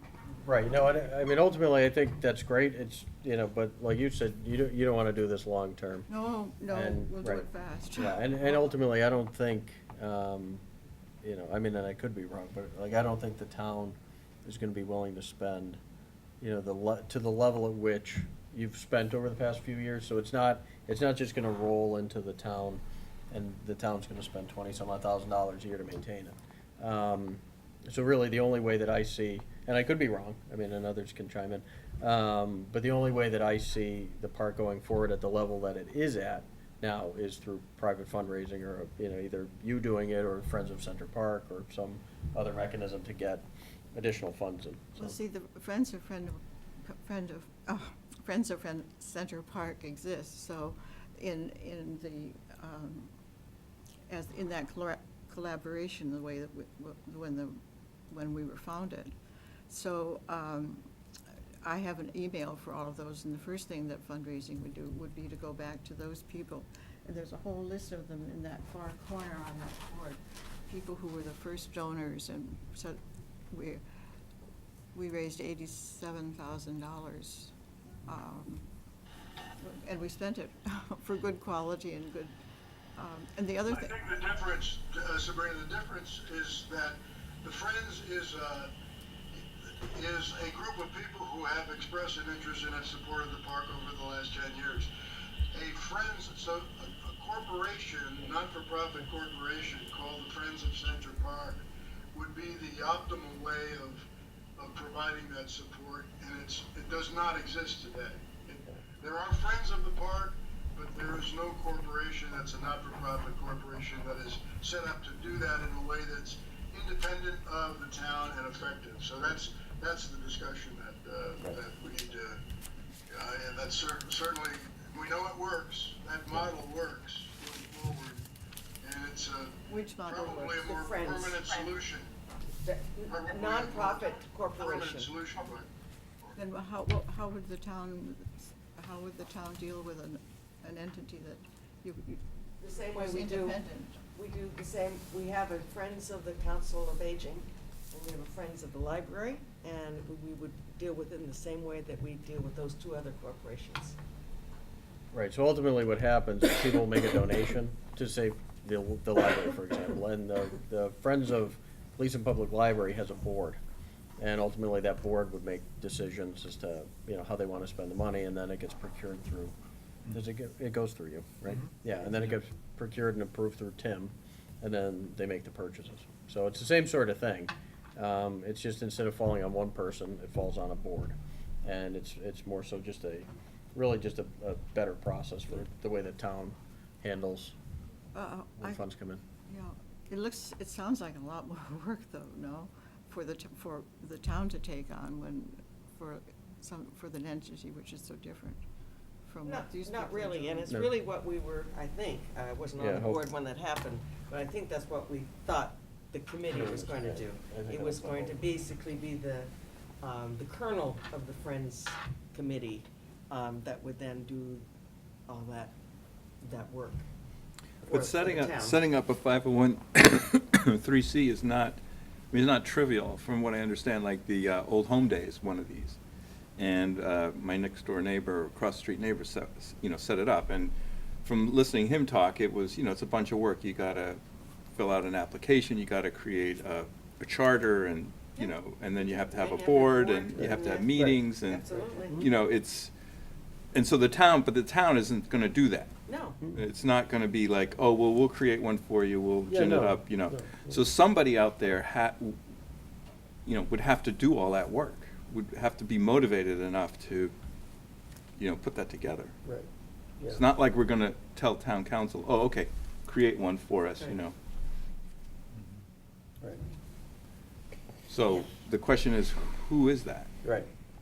Right, well, I mean, that's just it. If, I would think that you would have to see if there's interest in it, right? If there were people who actually wanted to be on the board. I mean, to me, I've seen this go on for a long time, and what I think is lacking is like interest. Yeah. And That's slash right. commitment, I mean, it just doesn't seem to be there. Right. And we keep pretending that, okay, well, it's out there, but we just haven't kind of found it Haven't yet. found the right We haven't people. tapped into it, but in spite of quite a bit of effort. So I'm wondering, When do what's we- different now than before? Maybe Friends of the Library will take it on. I doubt it. Okay, so in general then, what do people support for this year moving forward? Do people want to support, as Carrie did, number 2? Do people want to just support DPW maintaining it? And not going down the, I think we're at a point now where, it's just become this thing that pops up year after year after year, so it needs to be resolved. Yeah, just doesn't resolve it. But, what is it? Option number 2 wouldn't resolve it, option Right. number 1 probably would. Oh, you have no idea what the amount of damage they've already done to the park. I mean, have you seen the park lately? I Any haven't of looked at you? it recently, but, Oh, I it's mean, quite ultimately, though, frightening. we need to figure out a long-term solution, and if it's gonna be DPW maintaining it, then, that would be the decision that this board would have to make. And I think, part of the trade-off would be that it obviously wouldn't be at the same level It would- that it is now, so. They're plowing their snow into the bushes and knocking over the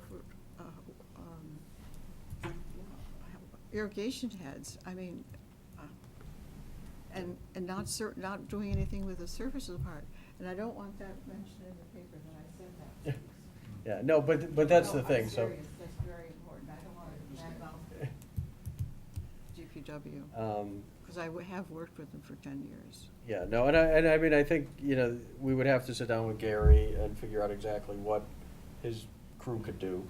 I think Yeah, I the mean, it's a- question is, do we want to go one more year? Right, that's exactly what the question is. And, And then have to and then we're gonna have And to then we're decide. back to, we won't, it doesn't give us forward progress. No, it just gives No. us one more Just- summer of a nice park. Right, right. But I mean, I would think that the hope would be, okay, we can see how things go. Ultimately, we should know over the next few months if there is interest in people becoming Friends of Central Park. If not, then, Actually, you almost might see if you got interest if you do it the other way around, yeah. faster. Faster, right, you could do that as well, yeah.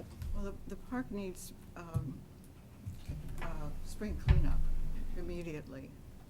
The picture in the center shows it where it was April of last year with Yeah. little spruce things coming up, and they're coming up now, and Right, but I mean, ultimately, if we're not gonna maintain it at that level, then, Gary's crew would have to do it when they could do it, I mean, it would be, so, I guess, do we wanna just cut the cord and? Well, and it's a Gary's crew question of do it, or- when do you cut the cord? Right, And well, you that's could just say, it, and- so you could say, okay, another year, and then it's option 4, and if a 501(c) doesn't exist within a Right, year, yeah, maybe Okay. that's- then right. we go to That's what we option say. 1, or whatever the Gary option, Right, yeah. right? Yeah, So- I think we do, yeah, we need to And put- then I think We we've have been some sort of- we've been very accommodating, Deadlines, yeah. we've bent over backwards, Yeah. the town contributed $6,000, Right. this isn't free, to have Tim as a procurement officer, you know, I mean, there's work involved Yeah, there, no, yeah. you know? But- So, you know, another year, and then I think we have to say, well, look, if this 501(c) didn't show up, Right, there isn't any. probably not gonna It's materialize. not gonna just materialize on its own, Right. though. Right. Right. Right. And it's not up to us, it's not our job to make it happen. No. Right.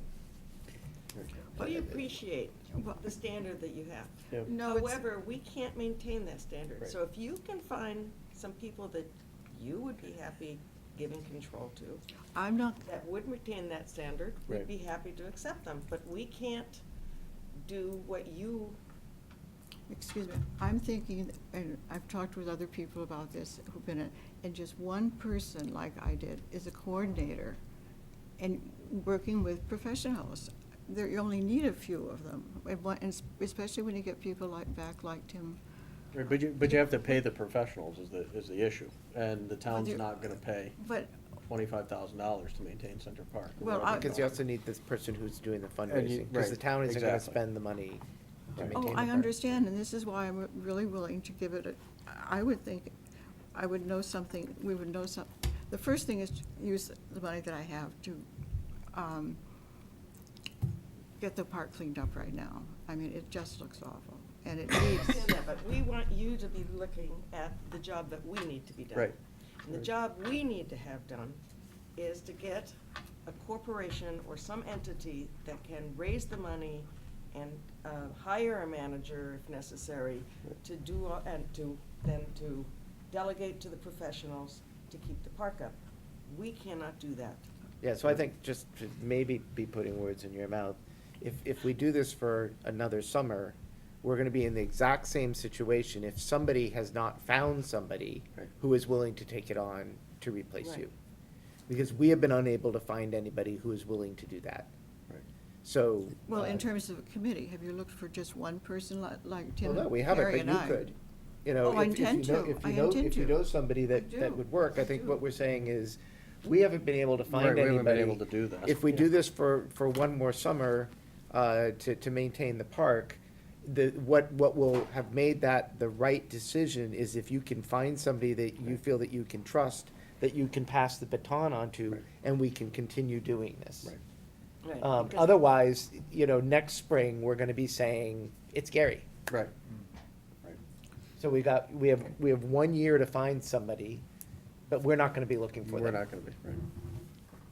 No, and I also met with Annette and John Lee, we were talking about that in terms of a management person, that, that's all that I did, and it was beautiful for 10 years. But you're able to get funds. I mean, Right. We didn't, the town didn't give us funds, we were. No, I raised- understand that. You, understand. right, But you this were is able why to, we- you well, were see, able I to didn't- contact people and get money. And, Right. and And I we're wanna- not gonna do that, and we're not gonna find somebody who, Town's we not haven't in a been able. position to do that. Right. I know, but would be part of my job, to work with the profession. We never could have raised $70,000 in 7 months if we hadn't been, no matter how awful it looked, as a parking lot, if we hadn't had a professional fundraiser. They just. Right, so I think. It's fun to work with them, and I just think it can be done, because it's the whole town, all those people support the idea of the park. Right, so I think at least what I'm saying is that, you know, if we do this for one more summer, Mhm. you know, you're saying that you want it to be temporary. I do. Then you need to find the person who's gonna be able to do Yep. the fundraising and the management after you decide you don't wanna do it anymore. Or it's just really, our only choice is gonna be to hand it over to Right. DPW. Right. Because we have been unsuccessful. Our attempt at doing that was a failure. Right. So we're at the point of giving that up. Right. So if you want to bail us out and get us the team that we Right. need, we are open and flexible to accept it. We just cannot get that team ourselves. Well, it's easy if we can go back to the professionals that we had and pay their bill. And they're not that expensive, because the park is all planted. Now we have to do replacement plants because of the roles. But, And so all that you would be working out with Tim, Right. based upon the amount of Right. available funds Exactly. that Yep. we have. Right. And so, I guess But you're I'll s- say that I'm supportive of option 2 Mhm. for one more year. Yep. As long as it's going through Tim. Right. And just with the understanding, Sabrina, that if we don't have somebody to replace you after the temporary time, and you need to find those people, because we haven't been able to, whether it's fundraising people or an individual, whatever you think is the right thing, and the committed person who is willing to carry the baton from you, if we don't have that, it's gonna go to DPW next spring. Right. Well, don't vote for that one. All right. So, That So part we of need it, I a mean. motion now? Or yeah, do we have to make a motion, or can Yes, we we just? do. I want to plan, If we you're have gonna- to do the garden. Yeah, maybe just have it on the record that Okay. at this point in time, you support option number 2, but Okay. I move that, revisit it in the spring. we. Oh, sorry. sorry. Well, you can make the motion, or do you mind if I? No, Okay, you can. I haven't Do you started. wanna? Okay, why don't you? Yeah, please identify yourself. There's no mic there. There's Yeah. no mic there. Bill Russo, 155 Bullfrog Road.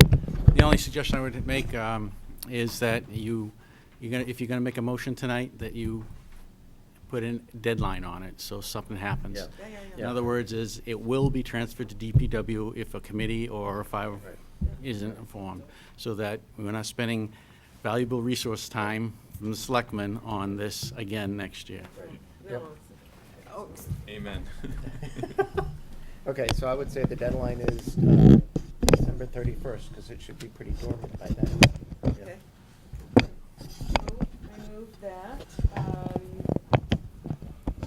we give, Sabrina the authority to raise money, and Tim, that she would continue to work through Tim for the authority to spend it, for one, well, Until until December December 31st. 2018, at which time, if there is no Friends of a Corporation, Or somebody else to or manage it. something else, somebody else to manage, the park will be maintained in the future by the DPW.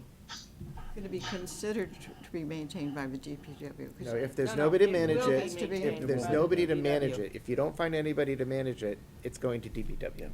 Yeah, we're Yeah. just at that point now. Okay, well, that will be a strong fundraising point. Good. Okay? All right.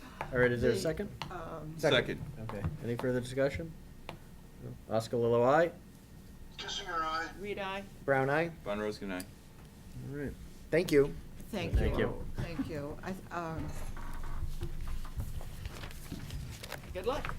Yes, and you didn't say that I couldn't go back to the professionals that we have. No, yeah, you Okay. can, so yeah, just work with Tim. We just said you Your work part? for Tim on that, that's gonna be, Yes, I worked with him. December 31st, Yeah, and you're then working with that will Tim. be Very easy. it's all based upon available funds. Yep, Okay, Yes. thank you. all right, we'll have a meeting, yeah, we'll talk about it. Thank you. Thank you all. I you. appreciate it. Thank you, Carrie Kissinger.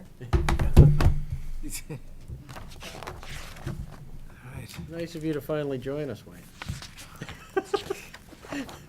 Way to drive people away, Yeah, we've Luke. only had about 72 of these meetings. You wanna join us at the table, or have I offended you enough where you won't come up? Talk about to listen to you talk about CCTV.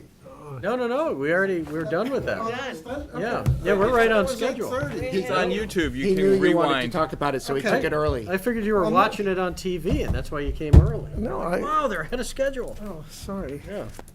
You don't watch it? I know David was watching us before. Really? Oh, who's winning? Here I am. 5-1 Sox. Oh, good. All right. Okay, So welcome. thank you. I know, having a good season. Still early though. So should we just let you roll? Or- Tim, what do we need to talk about? Well, the warrant has been posted, has gone to print. Wayne did have input over the past few months as far as some of the articles and some of the ordering of the warrant. And he's been kept up to speed with what's on there and what isn't, and we're hoping for a one-nighter, but you never know with, I think we'll get it. anytime you bring animals into the equation, things can go. But we're only bringing dogs, so no Dogs. deer. So, Yeah. everyone likes dogs, right? I was hoping for the trifecta of dogs, deer, and marijuana. Yeah, Oh, mosquito control, that's what we need. I know, we haven't had one of those in a while. So you already provided input on the Yeah, order Tim- of these things? Tim and I have been in pretty constant contact. I mean, well, regular, I should say. It hasn't been all that intense because it's a relatively quiet year, but we've been back and forth, and I appreciate it. I had suggested that we not stay locked into the same precise order and just think about, mixing things up so that the pacing is a little bit different, and, so that's why the dog thing, at number 14 or whatever it's at, is, that's at relatively early for Carlisle for taking up something that's not unusual Uh-huh. course of things. So if Hopefully that this- will help us get a quorum quickly. Right, but do you have any concern about us not getting through this in one night? No. Okay. No, and the mosquito can haunt the moderators, predicting that with good cooperation, maybe when we don't finish it. That's what we like to hear. Okay. I do have Tim's comment about when you put animals in. Not bad. But No, no, want to talk about the operating budget maybe? Because we do, Yeah. we know of a proposed amount. Hey, Charlene. So have you been spoken to about the, Oh, I've been spoken to. and what are your thoughts? Yes, so, the Housing Authority, broke some kind of record in a positive way of having an amendment drafted before the warrant was even finalized, which actually, I mean, it's perfectly fine, because it, sort of helps us manage the process, and I appreciate that. And they, checked with me, they checked with town council on appropriate form, they spoke with Tim, and they suggested some language, town council had some suggestions, I had some suggestions. My position on things like this, I don't, it's not my role to say whether it's a good idea or a bad idea, I just want to help make sure that whatever the idea is, help them get it in proper form so that we can have a legitimate debate on the merits and not have someone tripped up on just because it's done in the incorrect form and so forth. So I think we had an earlier, so the wording of that is passing around, and the motion should be in appropriate form by the time we get to the floor. And then, we're talking about the amendment on the budget. And then, I hadn't yet thought about, appropriate timing, but I'd spoken with Steve Perlman that, when someone is considerate enough to, come in advance and say, look, I want to plan an amendment, we'll figure out when is the appropriate time for him to offer that. Do we want to work, give people a chance to say whether they have holds on anything else, take them up, or do we take this up first? We'll see. So that's the intention of that one. Yeah. I guess, So it comes as a form of a hold to start with. Yes, it would to begin with. Yeah. I mean, I don't see And why. actually, general government, and I mean, logically, actually, I should probably correct myself. Logically, general government is the first one up anyway, and that's where their amendment would fall. So it would come up, the logical place would be for it to be immediately after, we've heard the FinCom presentation and the votes of any town boards and committees. I mean, but So you would just do it, Yeah. so typically when when you're going through this, you just say you're gonna read it off and you want somebody to say hold, right? Correct, yes. And so you would just do that, and then they would say hold. They'll say, I'll say, I'll say. I would say don't, I mean, I wouldn't treat them treat it any differently than anybody else putting a hold. No, I'm not. Yeah. No, certainly not. All I'm saying is that because the amendment will come to the general government line, which, as luck of the draw would have it, that's the top of the list. So that means it will be the first one that comes up. Which article is that? It's Article 11, so. I haven't gotten that far. So it Okay. actually starts the bottom of page 5. I'm looking at the warrant booklet. I'm Yeah, not I've sure got it. what Yeah, so ultimately you say if we're willing to accept the consent agenda, and then you go, are there any holds on Article 2, Article 3, Article 4? Is that how you do it? The budget operates correctly? similarly, but it's separate Yeah. from the consent agenda. Oh, okay. Oh, it is. Yeah, okay. so he It's he not reads the through each consent. one of these, Oh, and the they would consent's need, just one through eight. they would Sorry. need to say hold on general government. Yeah, Gotcha. right. I mean, there might be somebody who, that wanted to hold on the fireboat or something. Yeah. They would- Right. That Oh, would be so, under yeah. protection of person's property. Yeah. And Yeah, we're so- we're not gonna have. So do They you want us to recall have a this ever fireboat. happening in the past, an amendment to the operating budget? I do recall an amendment early in my attendance at town meetings as a Carlisle resident, probably 20 years ago. I can't recall how it was handled. Yeah, that's because Anna Thompson doesn't live in Carlisle, she lives in Concord, and every year, There's always one. so. So, I actually remember who made the proposal and what it was about and so forth, but I won't go into that. so I guess then the next question is, will they be given the opportunity to present? Yes, and,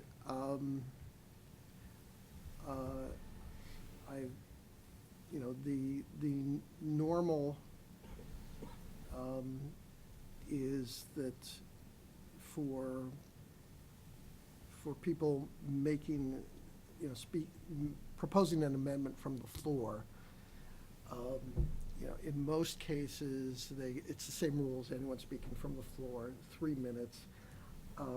Given the sort of complexity and history of the issue and that they're coming in advance, I said they could have 5. Which I think was reasonable under the circumstances. Yeah, and then, I mean, ultimately, so we're gonna discuss this under Tim's town administrator report. And there's some material that was provided.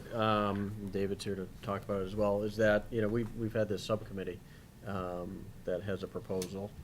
So we'd like to basically offer up that counter proposal or the Well, it's in the rebuttal. budget. It's in the budget. Yeah, Our yeah. proposal is in the budget. Right. Explanation then. Right, an explanation of how it's. Right. Right. So, would we have the opportunity to do that? Or, Yes. all right. Yeah, I mean, Yeah.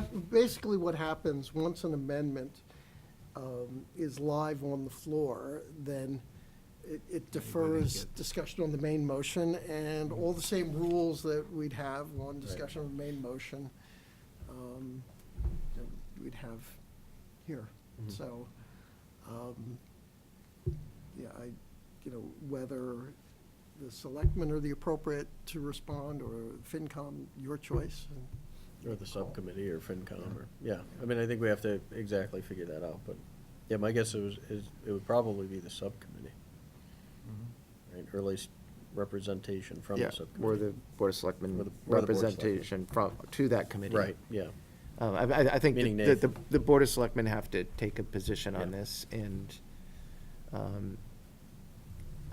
as does FinCom, I presume. Yeah. And I think Affordable Housing The Trust trust needs should as to. I well, think, yeah. Carrie, we need to get together and, prior to town meeting, and take a position on the current proposal and budget, and knowing that there is an amendment, I guess we should take a position on that. Is there any way we could see what the amendment is? Have they written it? Yes. Yeah, basically, it's add $34,000 to general expense in town hall to hire back a housing coordinator at 18.75 hours, if I remember correctly. And that 34,000 is supposed to It's take net- care of. It's net of what it was in there for our HSO. Does it include funds for, like, benefits and all that? No, 'cause it'd be non-benefited, no. It'd be Yeah, under, so they drop under the 20 hours. So it, just under 19 hours. Okay. So it's a salary cost of, Like yeah. $43,000 or something like that? Yeah, yeah. Okay. Well, I think we absolutely would like to have an opportunity to at least make a statement after the amendment. Yeah, that's fine. Well, we could probably even put a presentation together, right? A 3 or 5 minute PowerPoint. Well, just to go through, like some of the tables or some of the details or, I mean, we can discuss them more. Yeah. But I'm just asking the question now that Wayne's here, because I wouldn't want to show up with a PowerPoint and have him say no, so. Well, you have to get to them in advance anyway. Yeah, no, I know, exactly. 3 days in advance. I generally discourage use of PowerPoints, especially in opposition or response to something. But, if it is necessary and useful to put up a chart, for example, that shows how money is moving or something like that, I'm not going to say no. My big thing, which I beat up on people all the time, and it's in my notes to presenters, is, I don't want bullets that just summarize what people are saying. Right, yeah. Use the graphic medium for its purpose. Right, yep. Okay. Well, we can talk about it later. I Yeah. was just thinking it was a statement. Okay. I think a statement's more appropriate. Yeah, I mean, it's just a frustrating experience. I mean, Yeah. it's, we've been through the process, and they agreed to be a part of a group, and then started that whole discussion saying, we've already decided to go to town meeting, and this was back in December. And so now they're going to town meeting and bypassing the whole process just because they decided way back when that that's what they wanted to do and they didn't want to collaborate. Right. Yeah. It's just incredibly frustrating. It is. Yep. So I think it's. We can discuss that more a little later, but yeah.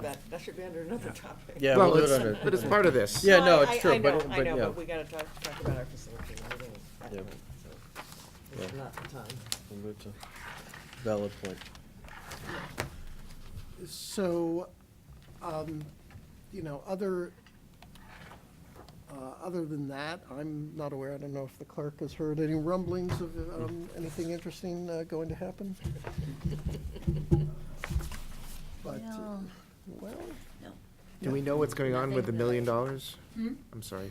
Do we know what's going on with the $1 million? Oh, the yeah, that's a school? good question. Yeah.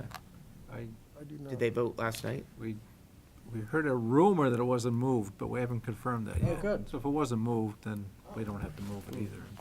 Oh, good. They're saying They it was conquered- conquered last night? Yeah, the regional school district's capital project, Mhm. that they were attempting to change the scale of it, or.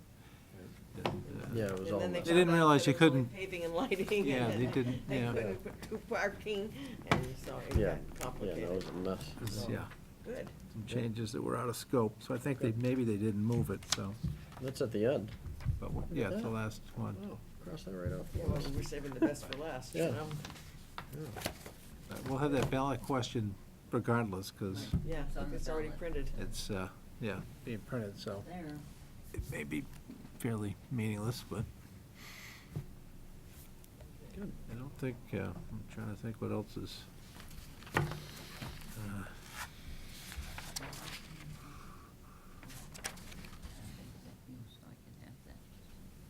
Okay. not, yeah, it's not final. I know. But do you, sorry, do you have anything else for us? Or no? No, I mean, this was just a general check-in. Okay. I'm sorry I wasn't able to. When we needed you. Right, exactly, yeah. What did you need me for? No, we didn't, we didn't. Yeah. Just your calming support. Yes. Yeah. Yeah. This one? Yeah. Okay. There's nothing in CPA, I'm sorry. No, the CPA thing. CPA is a small, Yeah. No, I think they'll do that 2 weeks from more tonight. projects than usual. The speed limit two ones might projects, take a yeah. little while. Oh, the speed limit, right.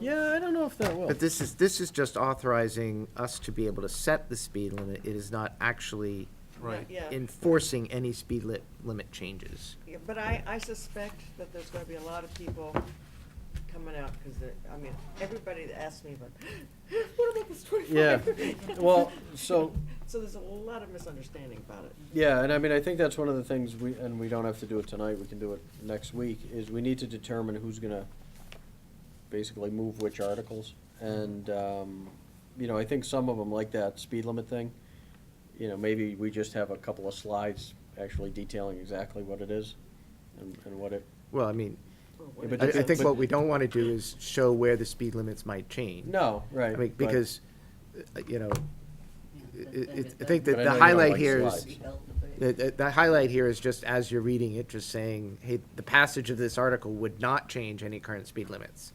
Yeah, Right. exactly. Yeah, it's just, I can see this going down a rabbit hole, though. Something like That's that. why, yes. Yeah.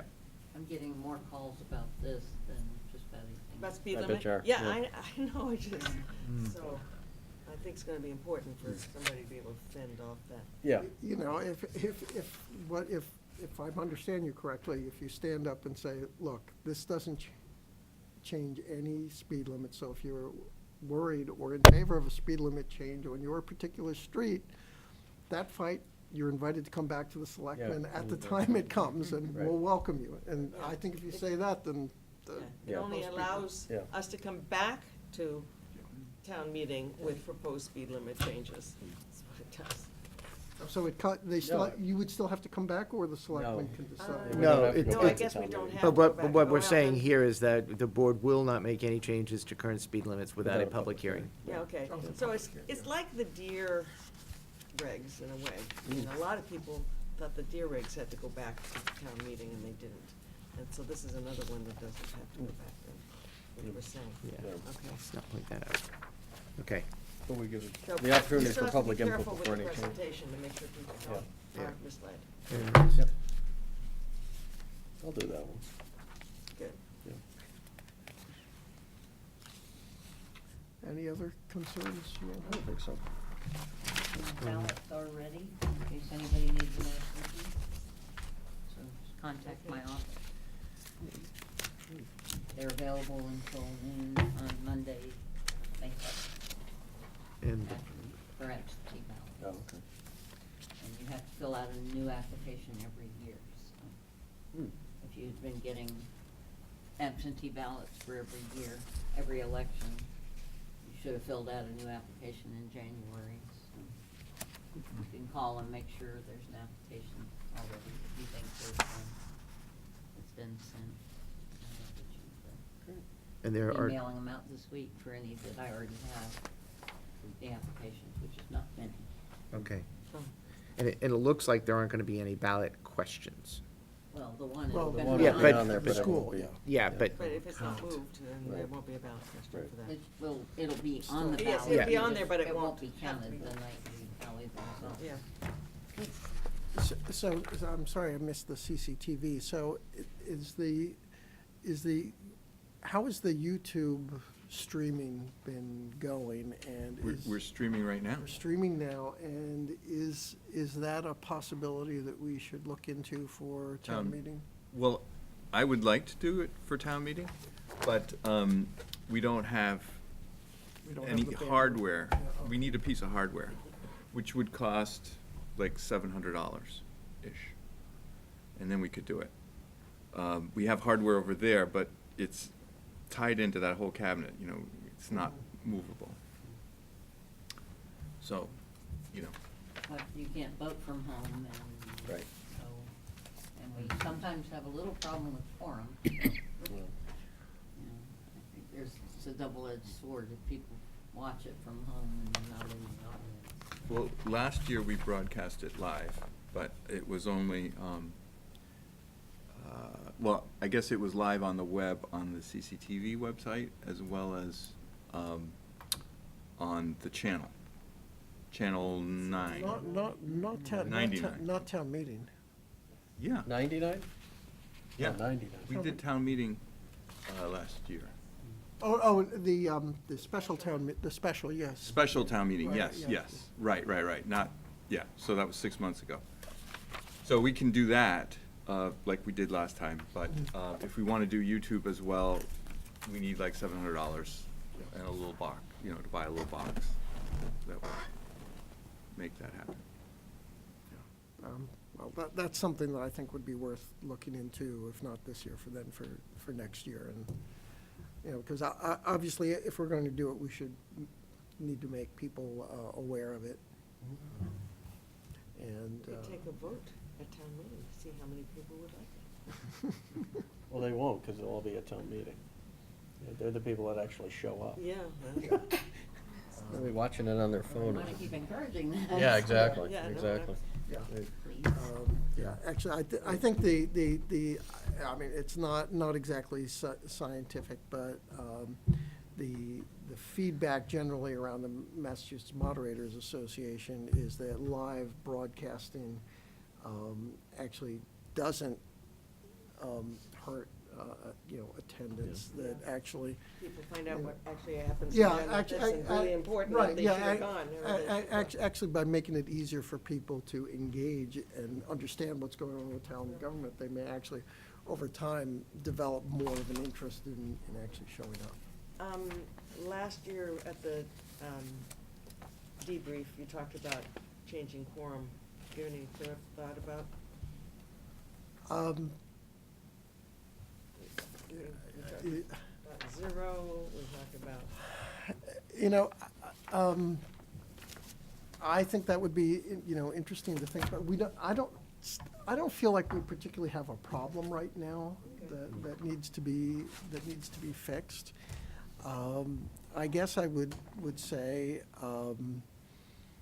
and maybe it's easier for me to say this, you know, my personal opinion, the discussions about changing town clerk from, you know, elected to appointed struck me that regardless of the merits of that, I was thinking about it and saying, well, you know, it's been quite some time, 15 years or so, since we had a wholesale review of how town government is organized, where we went from 3 to 5 on the selectmen and a bunch of other changes. And I was kind of wondering, well, why would you pick off town clerk as a one-off? Perhaps there are a whole series of things that we ought to be looking at. You know, for moderator, I would say it's kind of silly to have it as a one-year term. I would say go to a 3-year term. Maybe I'll check out earlier then. But there may be a whole variety of things. Yeah, 6 months. And then considering quorum and other things that we might want to do with town meeting could be done in the context of looking overall at how you want the government to operate. You think we should put that as a sub-unit of our master plan?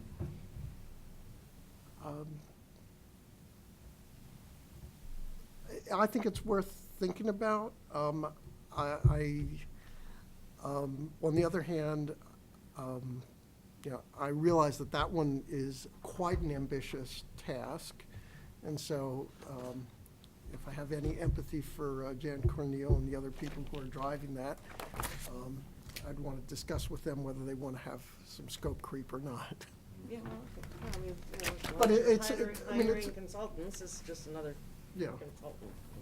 Well, no, well, on structure of town government, I think really needs to be more, I mean, it's, no one from the outside can really, I mean, you can get information and so forth, but really, it has to come out of looking at the overall, how the government is operating, and are there ways of not only making it more efficient, but adapting how the different boards and committees work, given the reality of what the community has become over the last 20, 30 years, the demographics, how much time people have, and so forth. Yeah, I guess I would feel that it's not a master planning committee thing. No, just, Yeah. just throwing it out there. You know, it doesn't need to happen this year or next year, Right. but. It should happen. As I said, I think it's been, is it like 15 years, I think, since the last one, and, so going more than about 20 years feels longish to me. Especially with all the change we have. Yes. And that we're almost all built out. Well, great. Well, thank you. Great, thank you. Thanks, Wayne. Thank you. See you on the 30th. Thanks. We better see you on the 30th. 3 weeks. Thank you very much. Thanks, Wayne. Thanks, Charlene. All All right, we're moving on to your report. Oh, Look at that. Now you're gone, you get down to the, what is it, an iPad? Look at you. Moving away from the laptop. Yeah. All right, Town Administrator's Report. Item 1, the Planning Board has asked if a member of this board would like to participate on the search committee for the new Assistant to Planner position, which they will be advertising shortly after town meeting, provided that the funding is approved at town meeting. So, there are 2 prior members of the planning board on this board, so maybe someone has some interest in that. I'd be interested. Yeah, I have no problem. It's, but a question I have is, I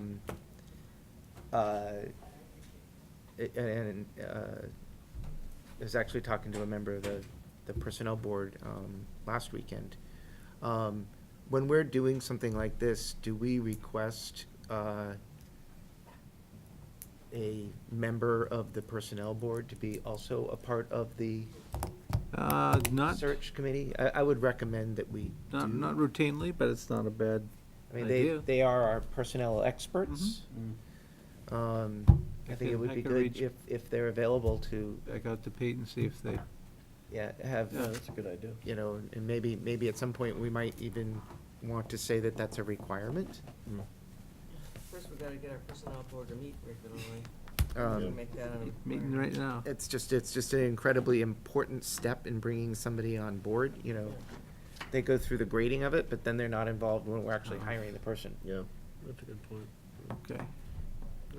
So I guess I would propose that at some point we make that a requirement that it has to go through the, you know, a personnel board member.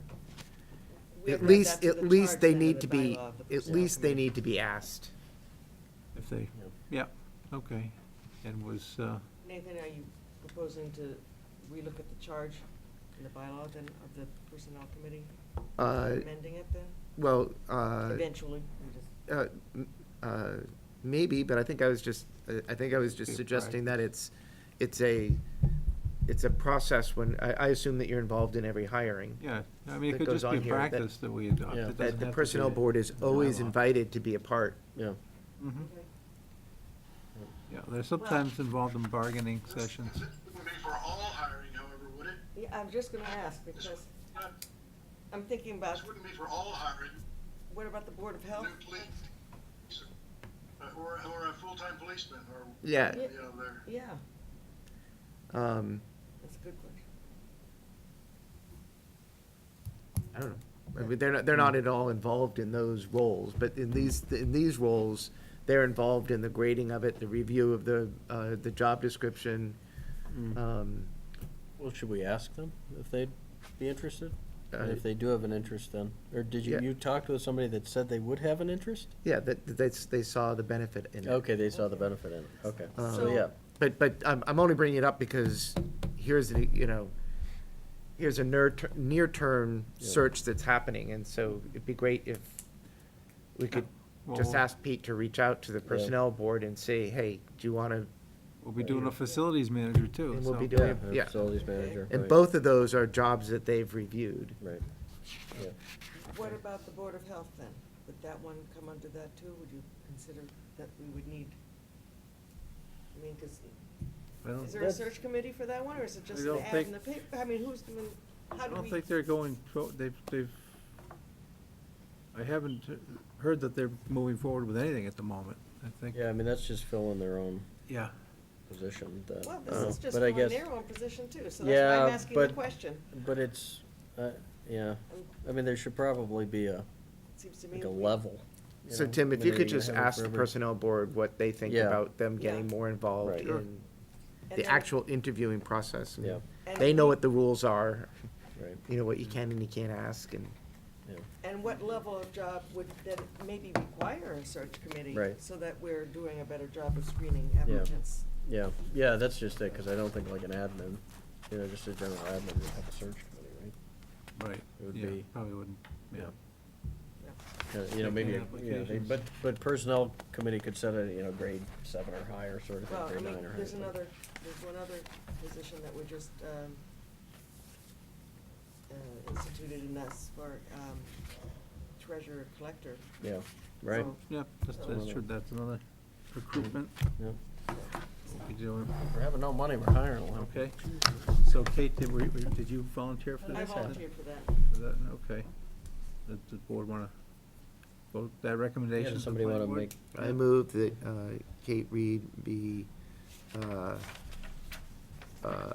what is the term?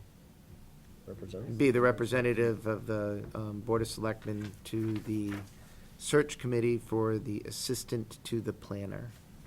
Is there a second? Second. Second, Any further discussion? Oscar Lilo, aye? Kissinger, aye. Reed, aye? Brown eye? Von Roskin, aye. All right. Okay, moving on, next item, you'll see an email in the packet from the chairman of the Bedford Board of Selectmen asking if Carlisle is still interested in the Hanscom Field Advisory Committee. What is the Hanscom Field Yeah, Advisory that's a good Committee? I honestly don't know, it hasn't come up since I've been here. They say that Steve Lerner was the You know? member of that, Come on up. You wanna be the Let us know. representative? was that a? yeah. Let us know what, I mean, what do you think it is? I think it's anything to do with Hanscom and Yeah. development of, Commercial. and anything that's going Yeah. on in Hanscom Air Force Base At the Air Force Base specifically? specifically. I would say it's probably an important committee for us to have a finger on the pulse, because it does have pretty direct consequences to us in terms of. Does anyone know who Traffic. Steve Lerner is? Are you volunteering? Or was, or? The name I've heard sounds of him. familiar, but I can't. Was he I'll on the- volunteer, Oh, good. Kate? yeah. Yeah. How often, I mean, they probably don't meet that often, but, I could find out Daily? yeah, we, something from Mr. Rosen. I It's just 4 hours a provisionally- day. I provisionally volunteered to find out what the heck it's Yeah. all about. yeah. Okay. After town meeting. Yeah, and who, I mean, is this a Bedford committee? I'm asking somebody who doesn't know. I don't know. Yeah, I suspect it was a regional committee. Probably. Because he's the regional. Bedford Selectman and the HFAC Chair. Yeah, so there's Chair of this probably, I'm committee, sure but- Lincoln would be involved, and Lexington, right? Yeah. Most of it's in Bedford, right, the base? Yeah, Probably. Concord. No, there's a Oh, piece, there he goes. Commercial activities at Hanscom Field. Yeah. Mm, yeah, there's a whole civilian side All of the kinds airport. civilian stuff. yeah, And some of that's in Lincoln.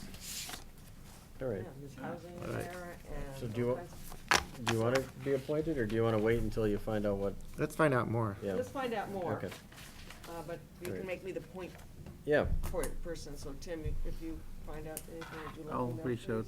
please? Reach out to him. If there's a meeting, I'll try to show up. Okay. All right, the next item, we have a request from the Carlisle Garden Club to use the town common on Saturday, May 19th, from 10 a.m. to 2 p.m. for their annual plant sale. We have a motion for the board's, Yeah, I move that the board approve the Carlisle Garden Club's request to use the town common for their annual plant sale on Saturday, May 19th, 2018, from 10 a.m. to 2 p.m. Can I just, before with somebody, oh, I guess somebody can second it, then I have a question. okay, you want to second? Second. it? Okay. Uh, Further discussion? yes, there is. Okay. I don't guess see it they here, might but I want it. just want to make sure that we're not creating a conflict about any banner. This is just to Yeah, use they the, don't put banners up. They didn't, I don't believe they asked for, okay. Yeah. asked for a banner. We think we had that banner worked out between Heat Smart and Old Home. Yeah. Dave. Yeah. Okay. Yeah, So, the garden club I never don't used a think we banner. could They have, fit they another- have these flags that they put out now, but they don't do that. That's Okay. what they used last year. All right. All right. I'm gonna jump to number 5 and We then haven't, finish up. yeah, Oh, we we're haven't, still on? Oskalillo, aye? Oh, sorry. No, it's okay. Reed, aye. Brown eye. Von Rose, good night. All right, now you may proceed. Okay, gonna move to number 5 and then finish up. We'll Yeah, come back that and makes sense. finish with 4, actually. The Traffic Safety Advisory Committee would like to come in on April 24th to present a request for a stop sign on East Street outbound at Rutland Street. And the committee wanted to make this request in advance in case other residents want to show up and offer input. I noticed they have a speed sign out there now. I mean, with the, the radar speed Mhm. sign, because there is a 25-mile-an-hour limit there, just as you hit East Riding. Right. When people are looking for East Riding, I tell them it's right behind the 25-mile-an-hour. Oh, so this is going up the hill, It's going up the hill. That's where right. there isn't a Because stop right sign. now, there's Yeah. two Right. stop Why else would they signs, want to but put the a stop third sign one- there if there is one? No, but no, but I was So there'd thinking, be was two. there, I was thinking, was there a yield sign the other way, but? No. Oh. There's yes. stop signs in the other two directions. Yeah, Yeah. but why would you stop people? It's so the people coming It- frankly- inbound don't have to stop? Frankly, I think that's going to cause more Yep. problems than it solves. I agree. Because people now know Yeah. that they can go through. But if you get 3 cars waiting there, and, the one on the right is supposed to have the right, or the first one there, Yeah. it's going to, it's not like a 4-way stop, and it's at an angle. Right. Yeah, no, the inbound people won't The stop. thing that'll So- help so- is people on foot trying, because there is that nice bike pedestrian lane, and then it dies right there, and then there's no place to walk, and those cars are going fast around there. Mhm. This- That speed sign is now showing they're going around 40 miles Oh, an yeah, hour, people not fly. 25. No, it's- And there's no place to jump out of the way, so maybe that's an effort to slow them down to the 25, I don't know. I think what we'll do is we'll hear on April 24th. Yep. Yeah, okay. Yeah, and speaking of TSAC. Yep. That's an awful. Yeah. Acronym. The traffic study, Safe Streets, what is it called? Oh, yeah. I think we got so many of those. now. Complete Streets. Yeah, so is that proceeding? Like how, where? Yeah, we had a kickoff meeting of sorts with TEC, the consultant, Yeah. and the working group that we put together for the project. Pete Gambino was on there representing planning board, master plan. His wife Melinda's representing Pathways, Deb Belanger with TSAC, and Jan Cornell representing the master plan steering committee. Oh, good, okay. So we kind of went through the proposed schedule and some other information. We're still waiting for a notice to proceed from the state, so we can't officially move forward with the study yet. But we're doing a lot of data gathering, and we, talked with them about that and the kinds of reports and studies that we can put our hands on now to get to them. Good. To give them some background before they get going in earnest. So that's more or less underway. We're just waiting for the official go-ahead from the state. Perfect. Great. Okay, Thank you. very good. All right. Back to number 4. Item number 4, you will recall that the board asked me to put together a working group to look at housing support services for the Housing Authority in the wake of the retirement of the housing coordinator and discussion of some options in that area. So we did, a number of the members of that working group are here tonight. We met on 5 or 6 occasions. We looked at the legal responsibility of housing authorities, information provided to us by the housing authority, and a lot of it didn't particularly pertain to a town of our size with a very small housing board and no housing units. that we own or operate. But it was a fairly meticulous process. I think we certainly gave everything due consideration.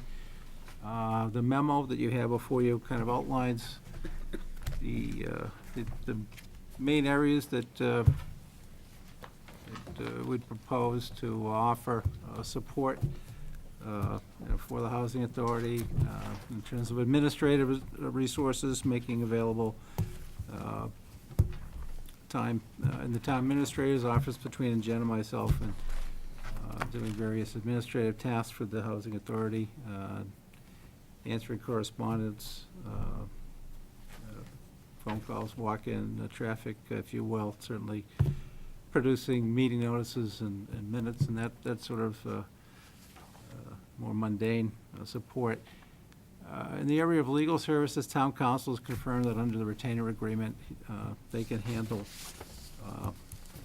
any kind of compliance in a legal sense that's required with the DHCD. Also, the town's legal requirements under the ground leases for both the Benfield and Till properties.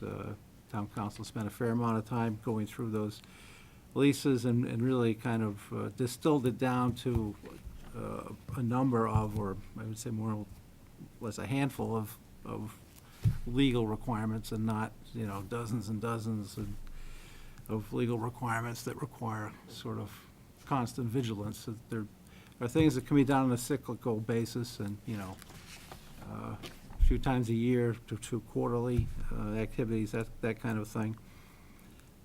We did spend a lot of time looking at various alternatives, the regional housing services, the consortium in Concord, and there's another one based out of Hudson that's very similar. We think could provide, housing planning services, project support services as needed going forward. In the operating budget, there's an allowance to join a regional organization of that sort during the year. And between, I think that those are the major recommendations. I think we all acknowledge that, based upon the process, basically you had, Mark and Steve sort of checking out midway through, saying we're going to town meeting, and, we really don't care, to participate any further. We think that some kind of mediation or facilitation is probably a next step. I think they agreed, and everyone agreed to kind of wait until after town meeting to go at that in earnest. So I think that's where we are with that. Clearly, they made up their mind that, they had an approach to this issue. They do think they still need a housing coordinator at a certain number of hours to fulfill their mission. I think, most of us felt differently, looking at the actual requirements and the amount of effort, and that we felt that, we could marshal those resources and fulfill the legal obligation to the Housing Authority, which, is, I think I point out in the menu, in the memo rather, we couldn't find a single other community that funds its housing authority through its operating budget. It's just not done.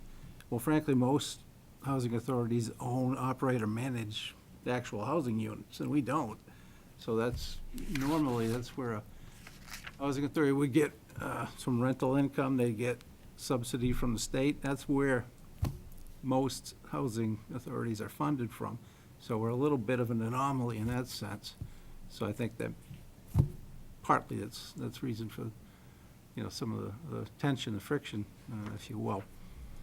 There's also a chart attached to the memo that I have to thank David for kind of painstakingly creating this based upon the analysis, the documents that the Housing Authority provided, and our interactions with town council and with others. And if the board's had an opportunity to review that, I hope you have. If you haven't, if you want to ask questions about that, I'm sure we could answer those. I think At the end of the day, I think, the board ought to take a formal position in that we've made recommendations through the budget itself on how to, that we're basically using some of the housing coordinator funds to fund a facilities manager, to fund housing services.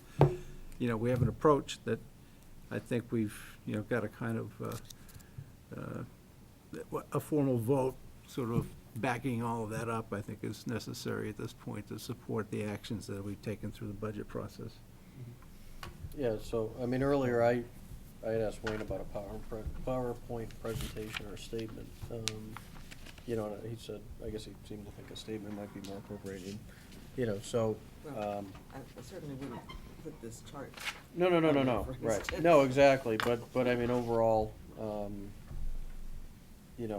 to put together a statement that we want to vote on, do we want to? Yeah, so I think there's several things I think that we'd like to get done tonight. Yeah. One is, the Board of Selectmen should, hopefully vote to accept the recommendations from the working group. Meaning accepting both of these things and, understanding them and agreeing that this is the path that we should go down. And then the other thing I'd like us to talk about is, how do we get our statement out Yeah. about this? And, but I think that we should start with this. And You were on the come on working- up, David. Yeah, David was on the working. Tim, have any of the calls been already deflected to COA, and how, if so, how are they coping with them? There hasn't been a single call since November. No, that, not a word of a lie there. The phone has not rung. We get occasional correspondence that we answer directly, but we have no walk-ins, no phone calls since November, December timeframe. Can I ask, the 351 municipalities in Massachusetts, so not one, as you pointed out, except us, does operating budget funding of the housing authority. That's my understanding. I Yeah, haven't been able to no, find I one. Housing believe coordinator, that, but what yeah. I'm wondering is there are a lot of small towns in Massachusetts that I can't imagine that they would have affordable housing. Is it perhaps the case that think- some don't even have a housing authority, or, There may be, Or there may does- be some that don't, I think the number is 10, as to the number of communities with housing authorities that have no housing units. I don't, there are none, but there none mi- other and around here. There might but- be some that don't actually even have, that don't have housing units or a housing authority. Yeah, no, that's true too. I don't know that number. but, Okay. Yeah. Probably more A than 10. handful that don't have units. I just point of clarification, I think Tim didn't mention in the recommendation the 2 hours of council on aging. You're all aware of it. I was asking Aware of it, that. but Tim Right. neglected to And so- mention that, so I think it's important Right. for anybody who's watching to lay that out. Right, but I also just want to clarify that the Council on Aging had already come to us requesting 6 hours of additional time. And they said that they would not need an incremental 2 hours in order to be able to answer the calls. So they're absorbing it in the 6 hours they were already going to ask for. Okay. That was, Yeah, my so next there is an question, Yes. because I was at the FinCom meeting when it wasn't clear whether the 6 hours was 6 plus 2 or 6 including Yeah, 2, or they've where- confirmed that it's Yeah. 6 hours. Yeah. It's their original 6-hour ask before Okay. that whole housing coordinator thing So came we are up. not going to do the 2 hours. So we're not actually providing any funding specifically for this, but Okay. it just so happens funding we're providing helps with this. Got it. And they're agreeable to get any training if need be. Mm-hmm. The other thing, just from a technical standpoint, as I understand it from the open meeting law discussion that town council had, is that the selectmen didn't ask Tim to form a working group. The selectmen asked Tim for a recommendation.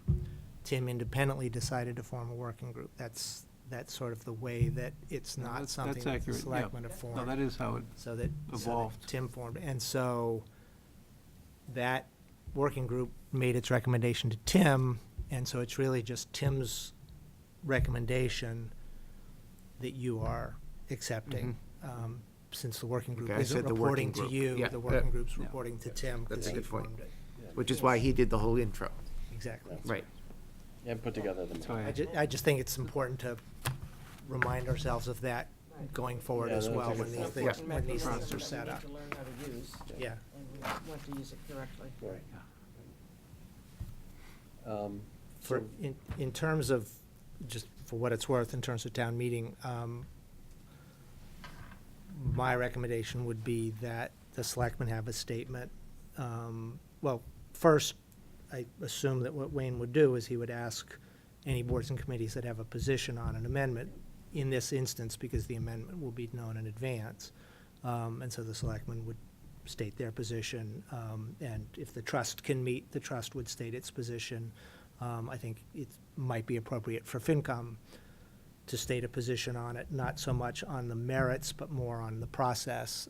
As Wayne pointed out, you know, it's basically, there's a tacit assumption that we don't do this. It's sort of like a nuclear option, and I think the FinCom may have an interest in saying something about that, but not to do any visuals, to just, you know, have it be statements. The only other question is whether to have something in the newspaper prior to town meeting. You know, a statement from the selectmen, sort of similar to whatever you might say at town meeting, but sort of in a concise 300-word letter to the editor, or whatever is worked out with the mosquito. Right, so I guess there's at least one, potentially two things that we would need to write, and I would be happy to write them and present them to the Board of Selectmen. If there's gonna be something in the newspaper, we would need to talk to Betsy, because we're gonna miss the Tuesday deadline, and see if she would hold a letter to the editor slot for us, if we decide we wanna do that. Because we would all want to review whatever it was that I was writing, I presume. And so the 24th is the earliest that we would be able to get it. And then that would get it in the Friday of the mosquito before town meeting, which is really, I think, good timing. And then there's the statement that I think we should also review on the 24th. Well, one might be a little longer, because you only have 300 words for the letter. That's what Betsy. Right. I mean, if everybody here agrees, you know, first of all, do we want to do something in the newspaper? I assume I think we have to do a statement. So I guess the first question is, do we want to try to do something in the newspaper that's a statement about our position on this? Yeah, I mean, I think it makes sense to get it out there, set the stage. Yeah, I think it's important to, otherwise, we don't want to make it sound like, okay, there was a housing coordinator and now there's not. Right, and the only difference is minus the housing coordinator, because there are changes that are, as Tim has outlined in detail. So I think a shorter version of Tim's memo, basically, right, saying, okay, we're changing the way we do this sort of administrative kind of work, right? It's a multifaceted approach. And as Nathan pointed out, you know, adding 2 hours to the COA, that's going to be, you know. We're actually not, because. Yeah, so I don't know, we have to be careful how we word that, I suppose, right? Or whether Yeah. maybe we don't bring it up at all. I guess I would propose that I can write something up and bring it in. We can if there's major edits, let's just do it right there, because we have to get it out. Yeah. We have to get it out, Carrie that night. actually lifted a whole section out of our minutes for the last essay, which I think dealt somewhat with this topic as well. So, Yes, from the trust perspective, and I think. Yes, but I mean. And so, I do think that the trust needs to meet before town meeting and take a position on this, and perhaps craft a statement as well. I just think it's really important, because, you know, the housing coordinator also supports the trust, and so I think the trust should have a statement.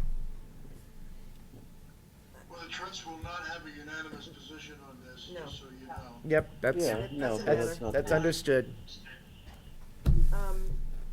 Where are we on planning a mediated session? Because it would really be lovely if we could also at the end say, and we are going to be meeting on such a date, you know, I mean, I really like. I think that they, Do we have? I haven't scheduled anyone. I've talked to 3 or 4 different I thought that.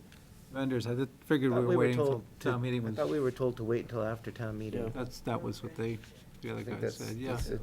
Well, to wait to even schedule it? Yes, Mhm. yeah, Yep, yeah, they wanted to wait. yep. Is there a Housing housing trust authorities- meeting housing authorities' between now and reaction town to meeting? the vote could have an impact on how you go forward. Got it, okay, all right. So it's not like we haven't been working on it. If, because No, if this goes I think- forward, then there's gonna be less desire or need on their part to work collaboratively. Yeah, okay. Yeah. If this goes forward, everything breaks. Yeah, But I we think- spend a lot of money. yeah, I still, Well, you can certainly announce Not that that I don't think that there's an agreement to go to mediation, and I think that should be stated. yeah, okay. Yeah. I mean, and not that I don't think you will, but I just think we have to be really careful in our statement Mhm. to use as neutral language as possible. I have a memo about this that I wrote to Luke, who might, I don't know, want to pass it to you. Use no adjective, as few adjectives as possible. That's my recommendation to you. Yeah, no, I mean, it should get the Yeah. point across and not be biased in any way. I mean, that's. Factual information. Yeah, exactly. We did this, not we Right. wisely did this. We did it. You can, Yeah, you can, right. you know, argue whether it was wise or not, but you can't argue whether it got done or Right. not. Mhm. And that's Right. what I would like for us to be as careful as possible in our language, that we are not being provocative, we're being factual. I completely agree with you. Thank you. Although part of it is explaining why you did it. Yeah, no, that's fine. Again, but- in a but straightforward again, manner. In a But, yeah. straightforward manner. I mean, one other thing is that, based on the letters that the essay and the letters that the Housing Authority has put into their, into the mosquito, it might make sense to at least have a discussion of, if they make some of those same points in their presentation, if it seems appropriate based on comments, other comments from the public, for the selectmen to comment on any of those, you might want to sort of prepare something in case, just so it's not somebody winging at that point, such that you're sure that it's, you know, done in a unemotional way. But, you know, for example, the statement that, you know, the Housing Trust has done nothing for the last 4 years is one that, if, you know, that gets picked up and seems to have some resonance for people, there are answers to that, you know, may be worth, that the public would not be aware of, that may or may not be useful, but just to think about it is all.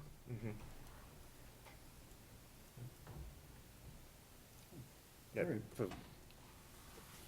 I think we need to read back through what's in the mosquito and understand what the arguments are. Mhm. Just paraphrasing what you said, and have answers for those arguments. Yeah.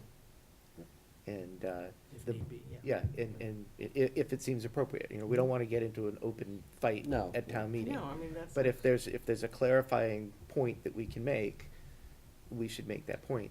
And the more people who do it, the better. Right. So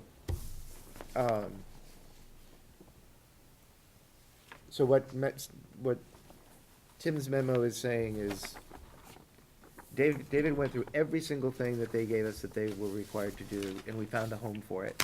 Or we decided that it didn't need to be done because there was no actual requirement that we do it. Or in some cases, town council actually said it was inappropriate for it to have been done. Yeah. Right. And, so that's what this was. This is from the job description, this is from the memos, this is from all the stuff that we got multiple times from them as to what it was. And oftentimes just, well, it's in the job description, so it has to be here. Yeah. You know, a job description doesn't mean the work is done. Right. And then, a home was found for the, I'm just going quickly back through, a home was found for all the administrative, tasks, legal tasks is by Tim and, Jen. Legal is gonna be done by town council. Planning and project support would be done possibly by the RHSO, or by if it's something that we all agree on, and there's a plan for it, the trust can fund consulting funds for it. And that it just doesn't make any sense for us to, you know, we're kind of at a unique point here where we have a position that doesn't have anybody in it. And we don't really have that much for them to do right now. What we need to do is get on the same page and develop a plan. Yep. And so we need to go through the mediation. It's gonna take us a while to do that. Yeah. And, let's not fund this position. Let's focus on getting our ducks in a row and go from there. And speaking of which, I think with regard to the RHSO, again, not entirely in response to what the Housing Authority may say, but I think it is important to make it clear that the budget is just providing the funds for it if and when the trust and/or the Housing Authority, or not and/or, if the Housing Authority and/or the trust, because it's the trust's decision essentially, decides to pursue that, the funding is before the next town meeting, that the funding's there to do it, but that there's no immediate plan to do that because of everything you just said. Mediation. You need to do mediation and get on the same page and do all that stuff, because it doesn't make sense to commit to the hours with a regional consortium, because it's not something where it's just pay as you go. You are committing to a chunk of money. You don't want to necessarily do that unless and until you get to a certain place. And I think that may be an important point to make, because one of their comments may be, because it's things they've said back when they came to meetings, was, well, we haven't even talked to those people yet, although they did talk to them in an effort to undermine the process. But, you know, they aren't clear that it will meet the needs, and say, well, we're not committing to any particular one yet. We're just putting the money in the budget and if we get to that point. And I think it's important to make that clear, so it's not like, why are you spending money on this if we're not in agreement about it? Says we won't until we're in agreement about it, is the answer to that, and just to be, Right. you know. And we have it in case we need to. Right, and I just, since it's in the budget, there may be this presumption that, you know, you're not hiring a housing coordinator and you're automatically joining this consortium, which is not the case. Right. And for the same fiscally responsible reasons, that why spend money when you don't know what you're doing? Right.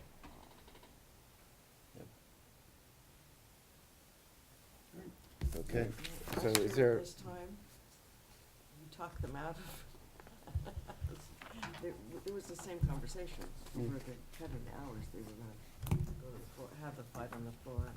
Well, it was partly too, because, you know, the process had started a little later. I mean, Nathan and Yeah. Tim both put a lot of effort into it, but, you know, the board really hadn't seen it, couldn't get on the same page. And, you know, I mean, when you wanna make sure it's thoroughly vetted and it's done Yeah. right, and, you know, this time they went through the process, and I think And it's, it's actually good, because given the disjunction between the two groups, if the town had joined that consortium a year ago, we'd be wasting money. it would be Wasting throwing money. money. And it's also good that the board, you know, I mean, it's not really good, but, it is just a perfect opportunity right now. I mean, you know, you're not often given the opportunity to rethink a position when there's nobody in it. Yeah, no, Right. no. I mean, it's totally just, agree. it's a perfect opportunity Yes. to not take action and to see what happens and Right. get everybody working better together. Yeah. and when you make a decision, to have it be one that's, you know, is fiscally responsible, Right. which is the key. Exactly. So, I just Do we have to- oh, this is not, well, this may be this a side thing, but some towns may not have housing authorities, we were saying.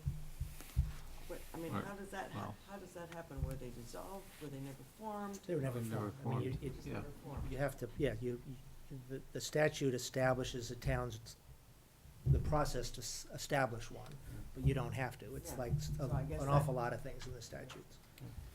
So, Just wondering why we did form one, since we don't have any housing. yeah, well, we formed it actually a lot earlier than we did the trust, Right, too. yeah, the authority was before the trust. Yes, so I'm And- just, Yeah, no, it's, I it's a just- good point, yeah, yeah. So do we So I- wanna make a motion for you to draft it, or do we need to make a motion for? Well, No. first I want First we to have make a to- motion that, Oh, to that accept the it. Board of Yeah, yeah, yeah. Selectmen Sorry. accept, the memorandum regarding the Housing Support Services recommendation, his Housing Support Services recommendations, that is dated April 6, 2018, and the, attached, table, From the working group. yeah, from the working group. second, Thank you. Any further discussion? All those in favor, Oscar Lilo, aye. Kissinger, aye. read I. Brown eye? Von Roskin, aye. Thanks. So, we probably don't need a motion to have you draft something, No, and then, which is point. yeah. If Exactly, you make a motion, I'll You're have it. to do it. yeah, oh, yeah, no, you'll do it, you'll do it. All right, so what am I so thank drafting? you. Am I Well, drafting I think- something for the mosquito and asking Betsy to hold a spot for us, if possible? I'm not gonna assume that she can. I think both. If she Both, can't, yeah. then I'm not gonna draft one. Right, Oh, yeah. that's true. Well, you're Right. gonna draft the statement for the town meeting. I'm gonna draft a statement for the town meeting, Out of and I would which draft we- something for, Theoretically, we could. condense. Condense for the thing. but I will draft them both so that we can Yes. approve them both on the same night, On the 24th. on the 24th. I guess we don't have to approve the statement No. until before the Board of Selectmen, so if Yeah, there's but major it's- problems, we could push that off, but if there's major problems on that, there's going to be major Right. problems in what's going in the mosquito. Right. And then the other thing, since Gary's here and Bill's here, was to try to see if the trust can have a meeting prior to the 30th. Right. To take a position on this, and perhaps have a short statement as well. What about the night of town meeting? I mean, if worse comes to worse. Yeah, we could always do it then. But that's kind of, because Carrie's we have a not Board of here until the Selectmen meeting 30th. that night, and, Yeah, well, Yeah, we should set it up beforehand. yeah, Carrie, are you back the week before the 30th? You're like, We're back on the 29th. I was gonna see, say he's that's- back that's the day problem. before, yeah. He's back the day before. Yeah, but Bill can run it. Bill, can you- call in. Yeah. Can you set up a meeting? Okay. Mm. I think, you know, like, You can call in. Yeah. Gary can call in if we catch him before he starts traveling. Yeah.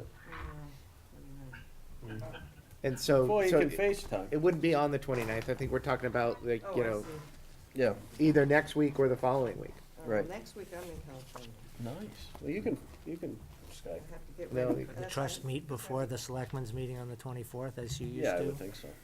I mean, it shouldn't be a very long meeting. Yeah, I mean, At I don't see 6:30? why, I don't see why we couldn't do it. Oh, you're saying that on the 24th? On the Oh, 24th. yeah, we could always do That's that. that's what the trust used to do, is you'd meet Yeah. before the selectmen's Yeah, meeting. that's true, yeah. Yeah, because Bill will be here anyway. He likes coming to these. and You meet he'll on the, call in. do it on the 24th at 6:30. Yeah. Did Jen send an email out then to all the trust members? Yeah. Doodle? Inviting them? No, Oh, no, it just doesn't not have a to be a doodle, doodle. just Yeah, just- send an email, because the only person we now need to check with is Steve? Steve. That's, and we're talking the 24th, right? Yes. Right, yeah. the 24th at 6:30. But what if Steve can't make it? We still have a quorum, right? Yeah. Yeah, Yeah. But, and then if we all vote and it's unanimous, Steve's headed to Korea for a couple of weeks, I think. We better Oh, right. check his schedule. Yeah, I mean, we could always, you know, if anybody not gonna asks, be a we could town meeting. caveat and say, you know. it's unanimous, but It was 6-0, right, you know, and one person wasn't at the meeting. Right. Yeah, I mean, you just, yeah.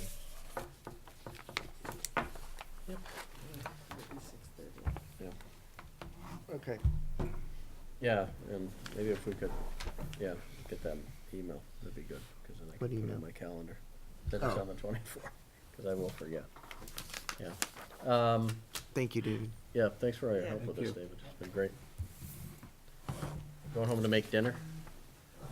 10 o'clock. Did you? Oh, good, oh, good, yeah. Oh, Kimball's is open, grab some ice cream. Oh, really? Yeah, yep, stop. This late, you think? Oh, no, it's not, no, it's just open for the season. So we didn't talk about the meeting schedule, sorry, I kinda skipped back. April 23rd is the FinCom hearing, 24th is our meeting, and then the trust, and then April 30th will be, Are we supposed to go meeting. to the FinCom one on the 23rd? I don't think so. Do they want us there? Did they request that we be there? No. No, it's their public hearing on the budget, so it's Okay. more for the public, but. And May 8th is the annual town election. Boy, you got less than a month, Claude. Wow, lucky guy. Lucky guy. I'm gonna write you in just out of spite, yeah. Liaison reports. Anybody have any liaison reports? Oh, you do? Oh. Well, yeah, so, of sorts. So, I attended a Trails Committee meeting about a month ago during the nor'easter. Mhm. And then, and I talked to you about that, but then there was another one subsequent to that, and I just talked with Christine Lear, who was present. And there's a neighborhood, Oak and Knoll neighborhood where, a dead end, where there's a few neighbors that want to create an easement on one of their properties to connect to the Manus land. And surprisingly, well, perhaps not surprisingly, a lot of neighbors in that neighborhood are opposed to it. Apparently the majority. And in a very adamant way. And they came to the Trails Committee meeting because this one resident who wants to create the easement, you know, quote, for the neighborhood, wants the Trails Committee to sort of also bring a trail to kind of meet up with their easement. And the neighborhood's very opposed, and the Trails Committee actually, it turned out to be quite vitriolic, or I don't know, you know. So the reason I bring this up is that I had mentioned, you know, is it possible to create an easement that's only for the benefit of Carlisle residents and their guests? And I don't know if you remember that, and I asked you whether I could talk to town council, and they came back and said, yes. Oh.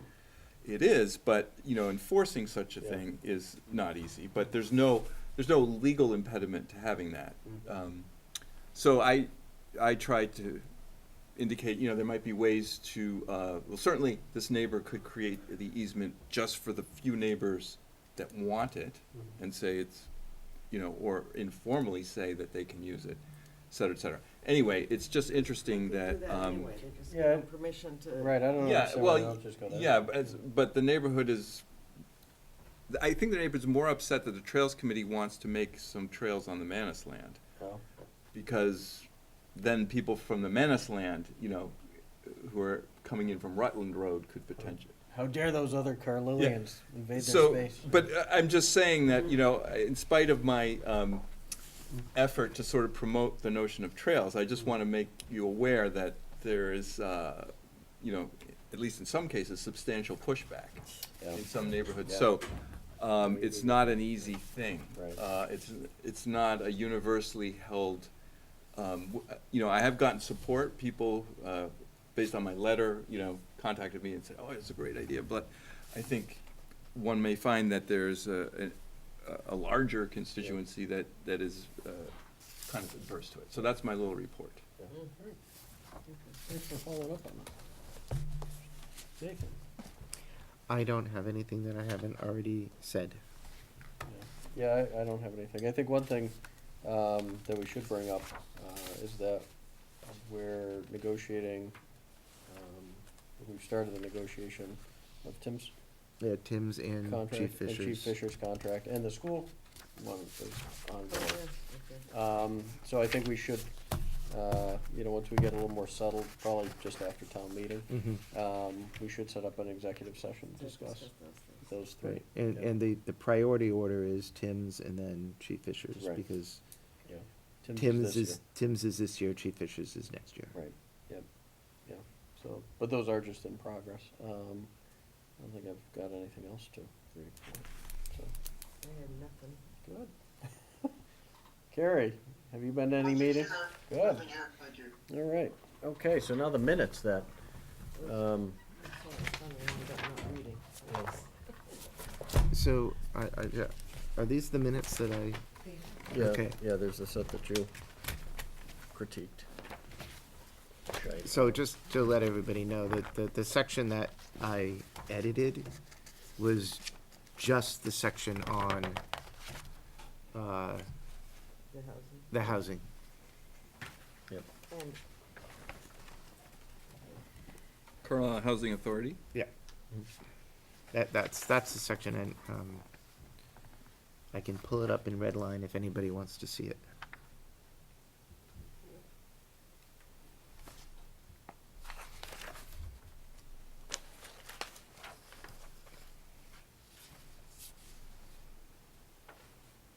Yeah, so, other than those changes, does anybody have any comments? I mean, I think, yeah, we've gone through these a couple of times, right? So, I think it's a big old set of I think minutes. there's one typo that I gave Jen a long time ago, which I'm sure she's got. Mhm. And I don't think there was anything substantive. All right. Move Somebody wanna make approval of the minutes of Tuesday, February 27th, 2018 as submitted. Second? Presented. Oscar Lilo, aye. Is he He's moving? frozen. He's frozen. Uh-oh. Yeah, there he's back. I think that's an I aye. think that was an aye from Clary. Can you hear me now? Now we Yep. can. Was that an aye? Yes. Rita? Brown eye? Aye, aye, aye. Von Roskin, aye. All right. Okay, now March 27th.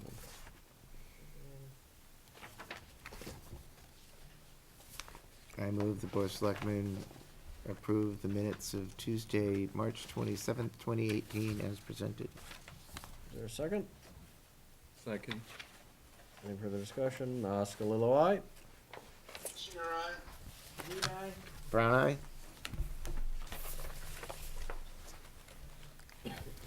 Thoughts not participating? Are you gonna Oh, vote? Von Roskin, All right. Okay, we have reached 10, oh my gosh, 10:15. I move the Board of Selectmen adjourn. aye. Second. Oscar Lilo, aye. Singer, aye. Reed, aye. Brown eye? Von Roskin, aye. Yeah, you see you. Now we Hey, stop Bill, streaming. how do you feel? You're gonna vote? You just wanted to see if the heat went off. Yeah, not too bad. Yeah, Central Park, I let it run. What? Yeah, I don't know what he's got. We gotta keep him reeled in. Oh, do I have to sign that? Were you texting? Oh my God. You gotta drive Did I us see a more. text You from gotta you? keep us more on target. Huh? Yeah, no, she got me. Sabrina Because got me. you got, Where's the words of one syllable with her? yeah. Yeah, she's a tough one. Yeah. Mhm. Yeah, no, she just wasn't, yeah. She was focused on the crocuses. Right. Yeah. No, you're focused on the big years. Yeah. She was the only thing that really